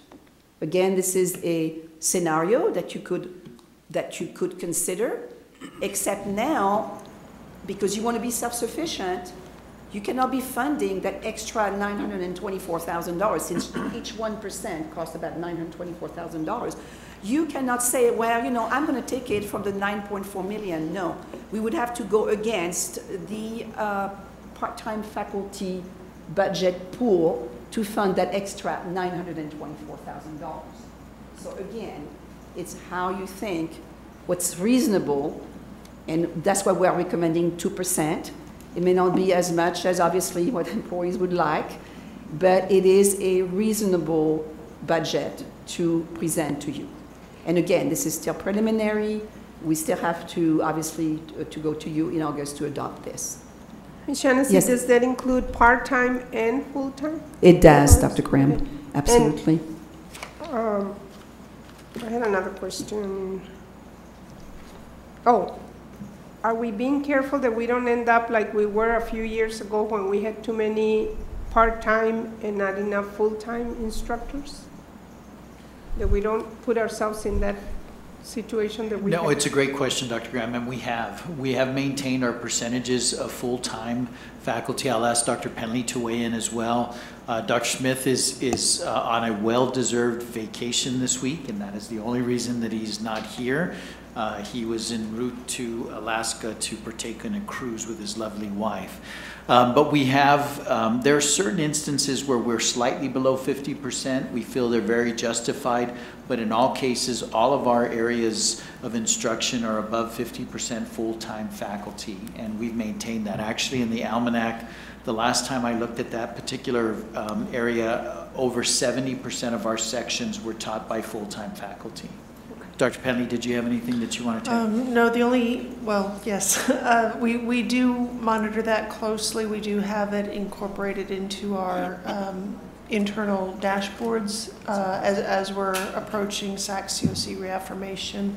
Shortly, we are diligently on top of that. And as Dr. Serrata said, anytime a change is made that might impact the faculty in the classroom, we're double checking to make sure that the quality of the instruction and the status of the faculty members not being compromised. Thank you. And when do we have the next accreditation? So we will be submitting our compliance certification in March, in just a few months. We are officially reaffirmed in 2023.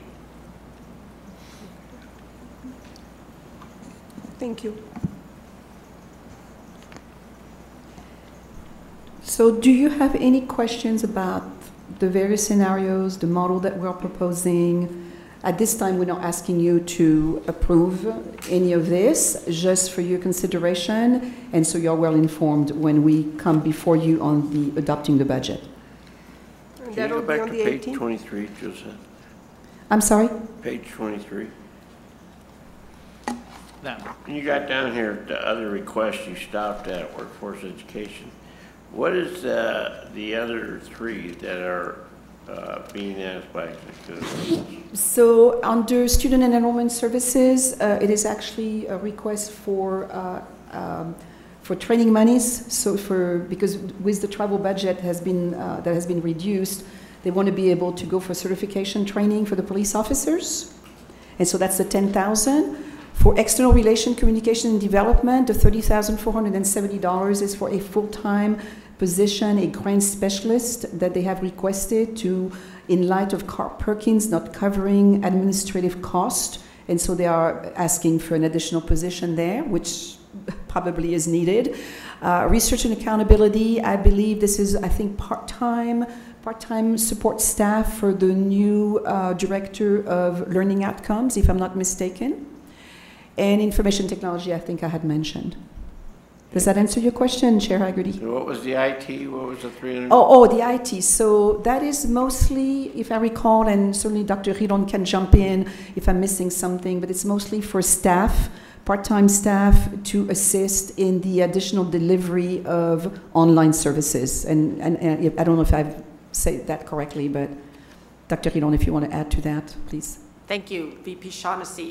The part-time salaries that we are requesting are for some faculty to continue with online training of other faculty in our professional development activities, and also for part-time support staff in the help desk. So it's just more positions. This will be a continuing cost every year. Well, these are the ones that VP Shaughnessy mentioned that maybe could be funded out of COVID funds, since we did see an increase, and we are doing the training to assist with the virtual learning and virtual activities. So these ones are going to come from COVID funds? Well, we are discussing that with yes. the financial. We're trying to, we certainly have conferred with Mr. Elliott in terms of the justification. We want to make sure it's well documented. We believe that the justification is appropriate in this case because truly it is related directly. The reason we were doing distance learning is because of COVID, correct?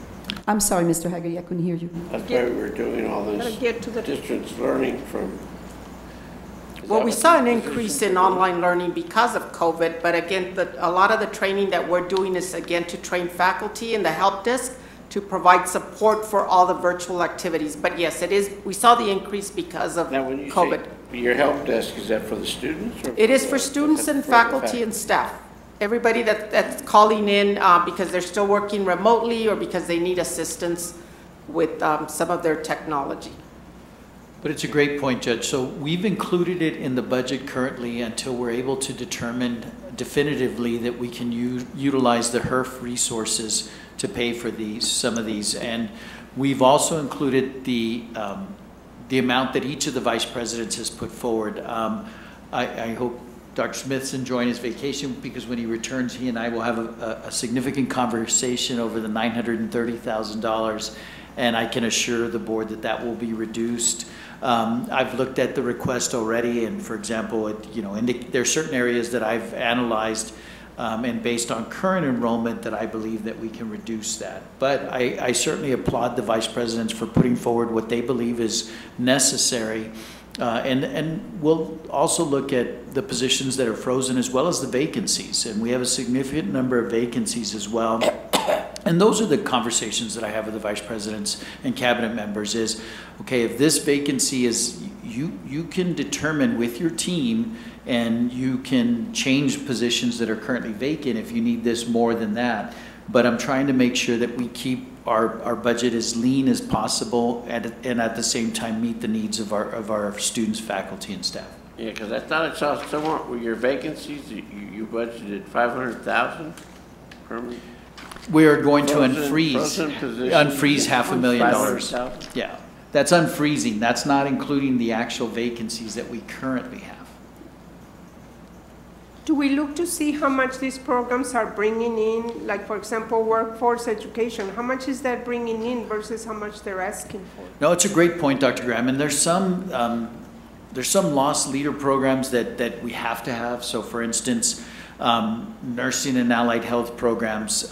There are some that the community absolutely demands that may not break even, if you will. And there's some that you mentioned earlier, developmental education. Developmental education for a significant period of time was a revenue generator at most community colleges. It has not been for us because we've seen it drastically decline over time as we work closer with dual credit students, as we work closer with our K through 12 partners. We see a stronger and stronger student that had been graduating. We understand that the pandemic will show a loss of learning, and we'll have to recover together respectively on that.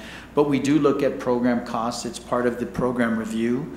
I'd ask Dr. Penley again to weigh in, but that is part of the program review that we look at and that we conduct on our programs. We have a number that are reviewed annually. I guess my concern is, again, that are we reaching out to companies to see, what the needs are out there so that we can provide the training under workforce? Because if we're just sitting here waiting for them to come to us, that's not going to be as effective as if there's an outreach program to go to the different companies and see what they need. For example, CDL drivers are desperately needed throughout the city, throughout the school districts, and I checked yesterday and we're not offering that kind of training, and yet in this community, that's where the great need is, in just one area. Dr. Graham, I think that's fair. What we look at is if our technical, despite enrollment declines, our technical programs have seen significant increases. So right now, we're running 12% up on our technical programs. Our academic programs are currently 5% down. Associate of Applied Science are 3% up, and our certificates of completion are 29% up. From my perspective, this is a real, this shows the board's vision in that 74% of the square footage that we're in the process of adding, of which we're really down to the last two projects, we're focused on CTE and STEM-related fields, and we have seen those consistently grow throughout the pandemic. In addition to those, we will continue to work with, and those are directly business and industry related, and we'll continue to work with everyone on those particular areas, Dr. Graham. CDL is one that's, I certainly hear what you're saying, and we had initially partnered with a third party who was providing the CDL training to students, and we do understand that there's a significant need. What we continue to see is that they're part-time jobs. They're not full-time employment at any of the areas, but we will continue to explore ways that we can increase our promotion as well as delivery of CDL training for the community. I did want to clarify that on this particular slide, while the 547,255 is being considered in your budget scenario, the 1.3 million is not considered yet. So I want to make sure that it was clear. Another funding request. You haven't decided on that yet. Correct. We're still in a process of vetting that. You just kind of skipped over what it was. I know I'm dozing over here, but I caught that you left 3 out. So next steps, and I'm almost done. Next steps. So we continue our recruitment efforts for fall registration. There's no doubt about that. The effort that is put into that task is tremendous. Anywhere from obviously our admissions and registration offices, financial aid, excuse me, marketing. So we really stepping up, and we still have about a couple of weeks before the start of classes, and we really hope that enrollment is going to certainly improve like it's doing right now. We're going to continue to revise and refine revenue projections. Probably, I don't expect really a whole lot of difference. And we continue to refine the plan for allocating federal funds, because we know that's always a moving target, and it's also so much subject to any kind of guidance that we hear. We seem to get some different guidance no matter who you talk to. And Ms. Sanchez, do you have a question? Yeah, I had a quick question on the federal funding. So we talked about ARP, that's the new, I guess, allocation that has come down to a lot of the local entities. With that, I guess for the community colleges or perhaps any institution of higher education, will there be, I guess, additional pots of money? In other words, sub-grants under that would be available? And I'm only speaking of that because I know, like at the county and the city level, for example, there are different pots that will be available in the coming years for, in response to COVID-19, whether that be economic development or investing in, PPE or responding in just in general to COVID-19. So just wondering if that same, opportunity will be available for the college. So I probably not the best person to answer that question. However, though, we were just informed that we did get a grant, and I can't remember, AVP Mo. I know that Bob Elliott just sent something out yesterday, and it is related to the HERV grant, and I want to say, I can't remember the amount. Was it 1.5 or something like that? And that's directly related to. And I apologize, I was really engrossed in my budget presentation, and I did not catch the purpose of that grant, but maybe that's something that AVP Mo can clarify for us, but potentially, yes. Well, thank you, Mr. Flores. So apparently we got an award that is a little over 1.5. I did remember the number, 1,550,000 that covers 2 years, and the project director is Dean Pagel, and it involves different areas of the college. It has to do with the FIPSI program, and I'm not familiar with that, so maybe somebody can enlighten us on that. I'm not familiar with the program itself. Yeah, Ms. Sanchez, you're absolutely correct. There are grant opportunities that are funded through HERF dollars. For instance, the coordinating board received a significant amount of resources, of which our institution received approximately $1.7 million. And this was to get students back into the system that were close to graduating. We received this last fall. That were close to graduating, we were able to receive the maximum award, which was $1.5 million. We subsequently got an additional award.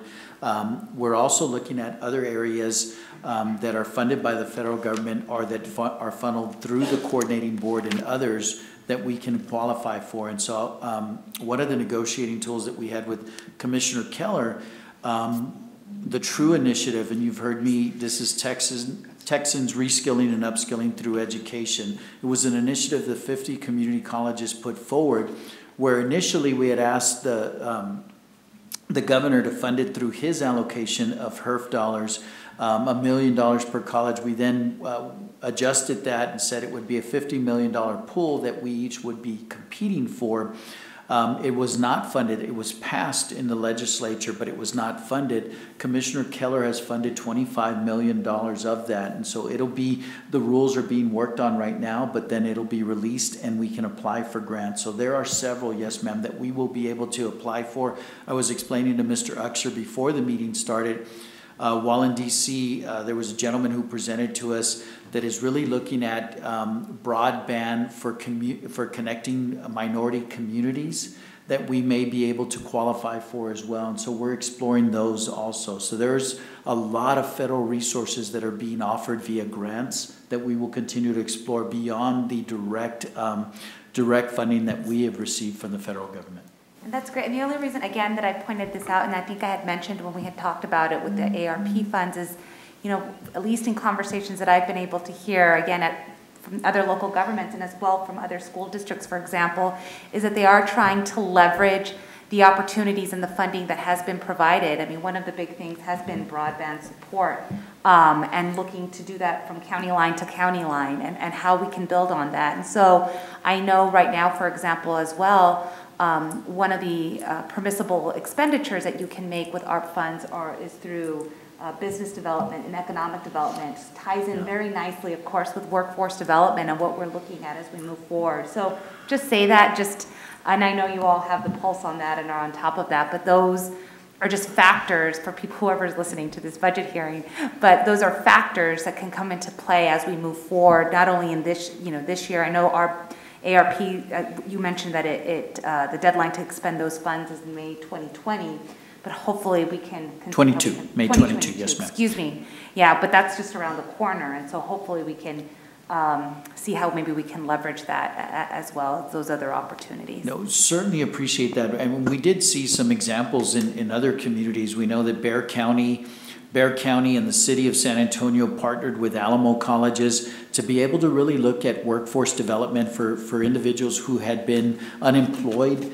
It's something that we're very interested in, and I'm pending a meeting with a gentleman from the county, excuse me, so that we can really look at these together and really pool resources. We've met with Leila Melendez from Workforce. I sit on her board. We're really trying to maximize how we leverage our community to be able to capitalize on those. You're absolutely correct. Thank you. That's all I have. Thank you.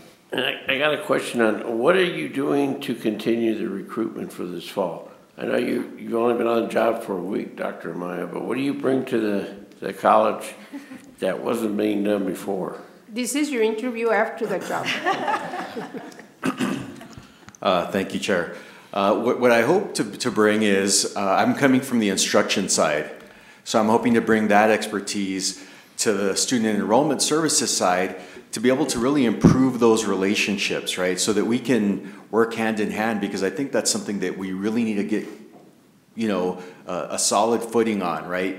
Having both sides of the house communicating with each other, understanding each other, because, for instance, counseling and advising work really hand in hand with the student enrollment process.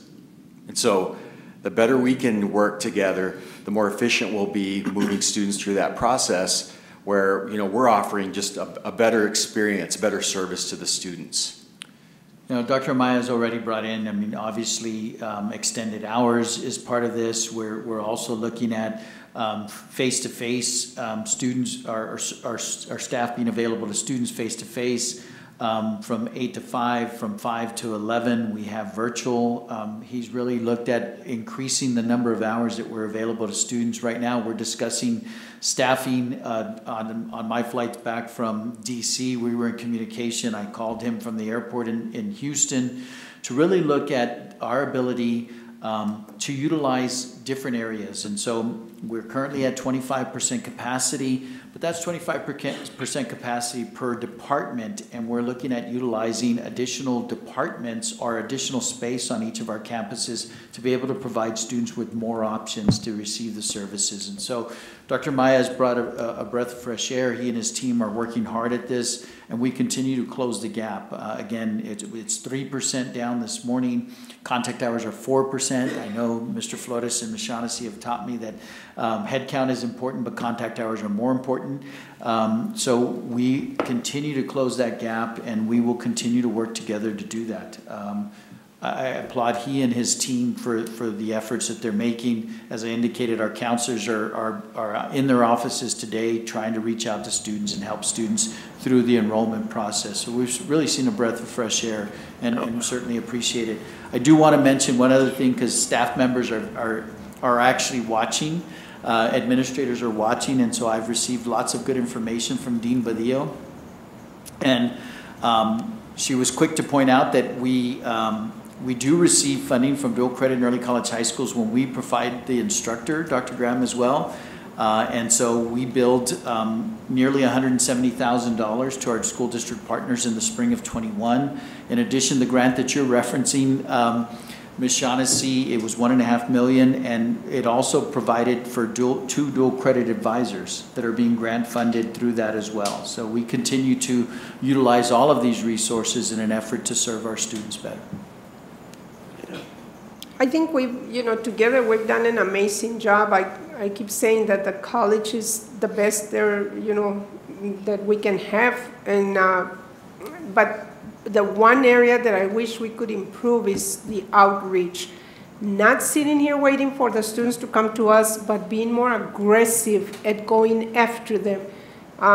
Every time we go out to dinner or lunch or something, I'm always asking, people that are working in, so are you going to school? I'm amazed as to how many says, I'm taking classes at EPCC, or, and that's great. I know I used to have little cards that I would give them with everybody's phone number at EPCC, and now that Dr. Hiron has set up that other system where it's just one number, I know it by memory, and many times they'll jot it down, but it's just all of us being more aggressive, instructors and students and administrative team, everybody is a recruiter, and we have to increase our game or, up our game to keep up with the ones that are spending so much money on marketing and leading students, in their direction, when really it's not as effective and as well accredited as our college is. So again, just a reminder, we are all recruiters, and we need to be reaching out to the students, not waiting for them to come to us. And the schools, of course, are a perfect place for us to have our dual credit and bring those students in, because they are bringing money into the district as well. But what about all the others? We need to get them here and get them educated. That's great. So on the 18th, you're going to tell me you're up 2%, right? On the 18th? Hopefully we're above it, right? Hopefully we've caught up and are in positive territory. No pressure, sir. Great. Good luck. Go after it. We need those registrations. Go ahead. Good. So the last some of the steps that we're still working on is continue our budget review for potential savings. We mentioned earlier that we had some additional requests of 1.3 million, so we're going to be looking at that and see how we can help out in that domain. And then, of course, we're going to come before you for the adoption of the budget. The budget has to be adopted by August 31st. That is something that is required. And so we hope on August the 18th, we'll be able to present to you, a balanced budget that you will adopt. The approval of the tax rate will also come before you on August the 18th. And the one step that is very important, because our budget heads want to see their budget, their amount budgeted in there, obviously, so they can move forward starting as September the 1st, is that Ms. Teyes and her staff are going to be very busy enrolling the budget into the Banner system, because this is an automated system, and obviously, so people know that when they put in a requisition, they have the budget in there to cover those requisitions. And of course, September 1st is our start of fiscal year 21-22. Every year, September 1st comes around pretty quickly. It's actually amazing how time goes by. I did not want to, I want to thank you for your attention, for your support, certainly throughout this budget development process. Want to certainly recognize several people because I may not have a chance to do that on August the 18th, but it's so important to recognize because this presentation here would not occur by myself. There's just no way. All the activities that are involved in the budget development process, especially this past 18 months, have been very, very grueling. Accounting for the federal funds, tracking those federal funds, tracking everything in the budget, obviously making all the kinds of adjustment that Ms. Tellez and her staff do. So I want to thank them because obviously I wouldn't be able to survive this presentation without their support. The Comptroller Accounting Services provide tremendous amount of information regarding, the HERF funds in terms of giving us updated numbers on the expenditures. Dr. Andrew Pena and HR staff provides a lot of information on the salaries. Obviously, AVP Fernando Flores and Silvia De Lucio, his support, she's been very, very helpful.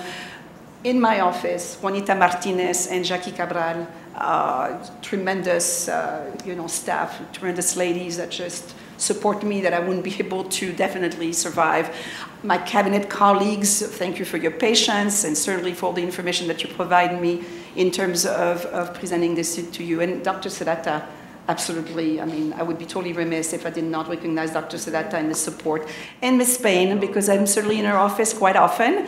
The other person that I'm not showing here that certainly also has given us a lot of advice is Mr. Elliott and Maribel Gomez. I know I'm probably forgetting quite a few people, but last and certainly not least is our Board of Trustees. And thank you for your support, your attention. This is a lot of information to absorb.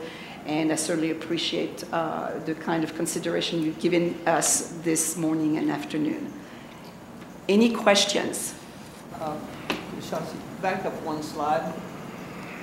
It may seem like a small point, but I am super happy to see that whoever typed up the slide is able to get either the tilde or the whatever the particular indication over Zuniga and Pena. I like that because that really reflects recognition. And I did that last night. I like that. I saw that, and that's the reason why on your presentation is probably not there. Yes. Thank you, sir. We really value quality in everything that we do. Well, you all do an outstanding job. Thank you for the work that you put into all this. Thank you for your support.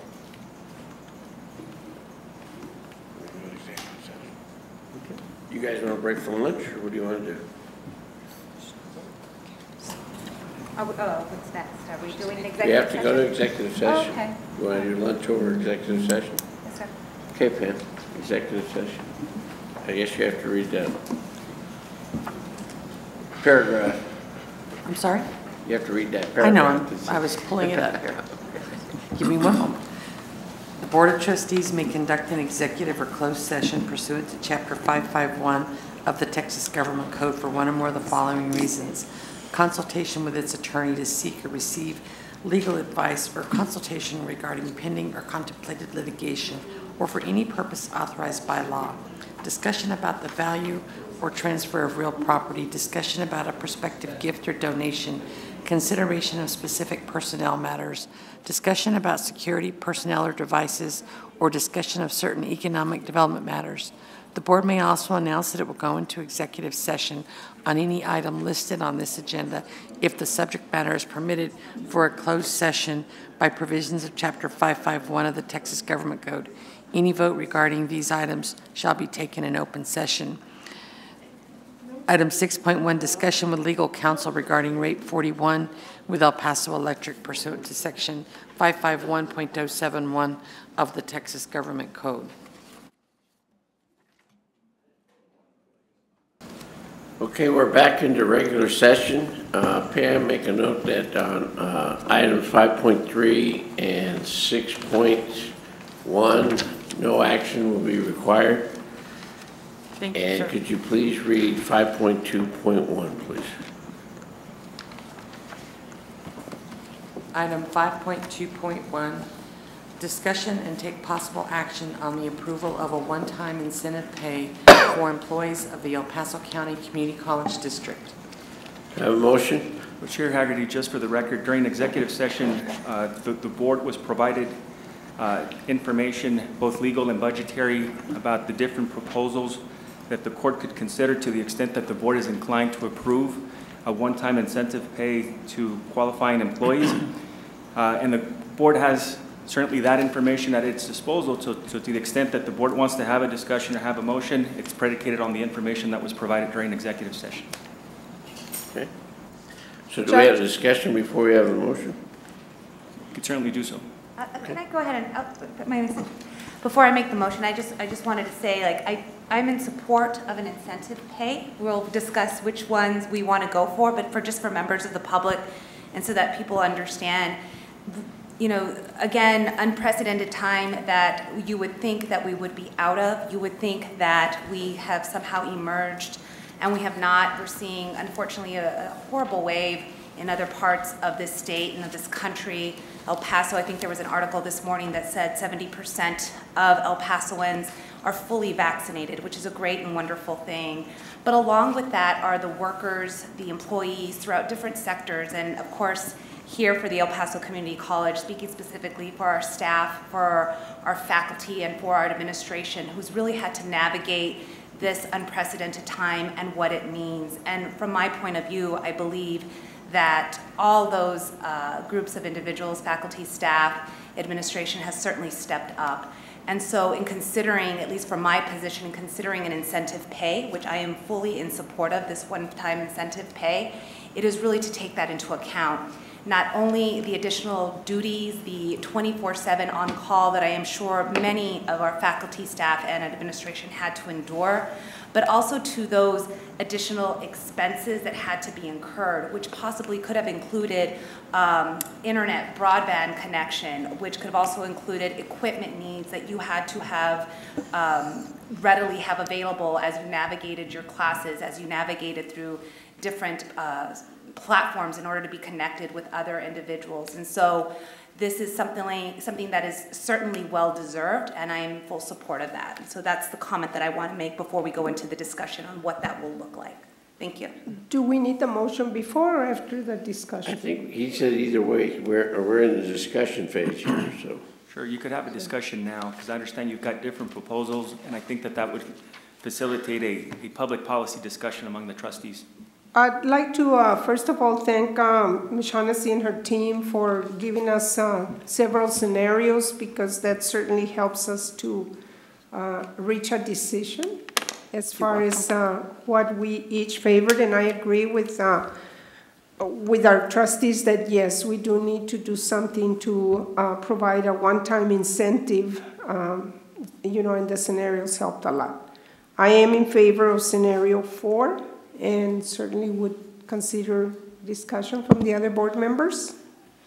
And I was just going to say, to qualify, I know I had mentioned the past year, but you know, we're not done with this pandemic, and so this is forward-looking. This is in recognition of those expenses that will be incurred and will continue to be incurred, and those hardships that will be incurred. So I give my consensus on you said a scenario 4. Yes, ma'am. Dr. Graham, in scenario 4, for just the members of the public, the option is a $1,500 one-time incentive pay for full-time employees of the college and a $1,000 incentive pay for part-time employees of the college. Okay, was that a motion, Dr. Graham? I think we're still in the discussion. I'd like to hear what Well, you make a motion, we get a second, then we can go into discussion. Well, we can continue with the that, discussion before the motion, too. I mean, we're already in that phase, so we might as well continue it. I'm in agreement as well with scenario 4. Like Ms. Sanchez said, this pandemic has affected and will continue to affect so many people here in our region. And with the college, your employees, every single employee, whether or not they lost a loved one, whether they got sick themselves, things have changed for a lot of us. People have had to have their children at home with them while they were working. You know, it has affected so many people in so many ways. They deserve this and so much more. We could give more I think a lot of us are under the agreement that we would give them more, but I really like scenario 4 as well.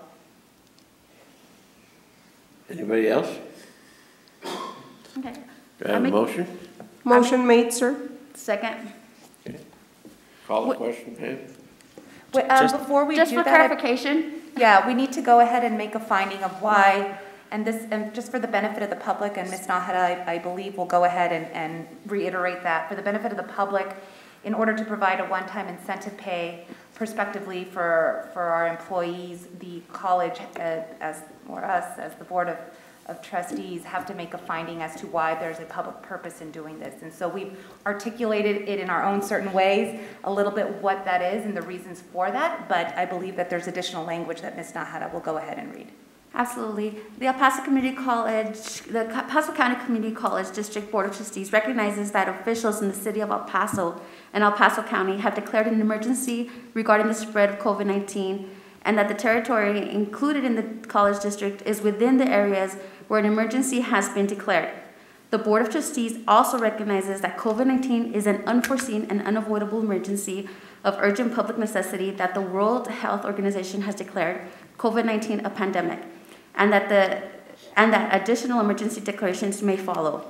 The Board of Trustees finds a substantial public purpose exists in protecting the health and safety of its students, staff, and community, and therefore desires to ensure that the college district and community are prepared to the fullest extent possible to protect the health and safety of the students, staff, and community in light of COVID-19. The Board of Trustees finds a public purpose also exists in retaining its employees, reducing turnover, increasing morale, helping employees focus on work-related matters while at work, and facilitating the return of employees to normal operations during this state of disaster. The Board of Trustees finds that the aforementioned public purposes are fulfilled by awarding prospective one-time payments to employees in furtherance of employee retention and morale during this historically challenging time, and as an incentive for continued teamwork and dedication of college district employees as the COVID-19 pandemic continues to impact our institution. Anything else? Call the question, Pam? Mrs. Robles. Aye. Mr. Uxer. Aye. Ms. Sanchez. Aye. Dr. Graham. Aye. Ms. Nahara. Aye. Mr. Haggerty. Aye. I have a clarification question for legal. Do we need to state anything about the dates that this applies for? So this would be for prospective pay at the start of a new fiscal year. So any employees that have retired or don't have any plans to have any continued employment past the old fiscal year would not be qualifying employees. Okay. Thank you, sir. I have a motion to adjourn. I don't think we have anything else. I want to remind everybody we have. We have another item. One more, Judge. Huh? 5.2.2, Yes. Which one? Item 5.2.2, discussion and action to approve salary increases for employees of the El Paso County Community College District for fiscal year 2021 to 2022. I have your motion. Ms. Shaughnessy, can you go over, again, I know we had discussed this, I guess, on the budget, you had a couple of scenarios, if you don't mind reviewing those with us again? Absolutely, Ms. Sanchez. So during the budget presentation and in reviewing the various budget strategies that I presented to the board, the recommendation of the administration was to do a 2% salary enhancement across the board, and that would cost approximately $1.8 million that would be funded by next year's budget, and would continue beyond that because that does affect the base salary of the employee. And just for the record, what was the percentage on that? I'm sorry, it was 2% salary enhancement 2% for all full-time and part-time employees. So motion made, sir? Second. Any discussion? Call the question. Mrs. Robles. Aye. Mr. Uxer. Aye.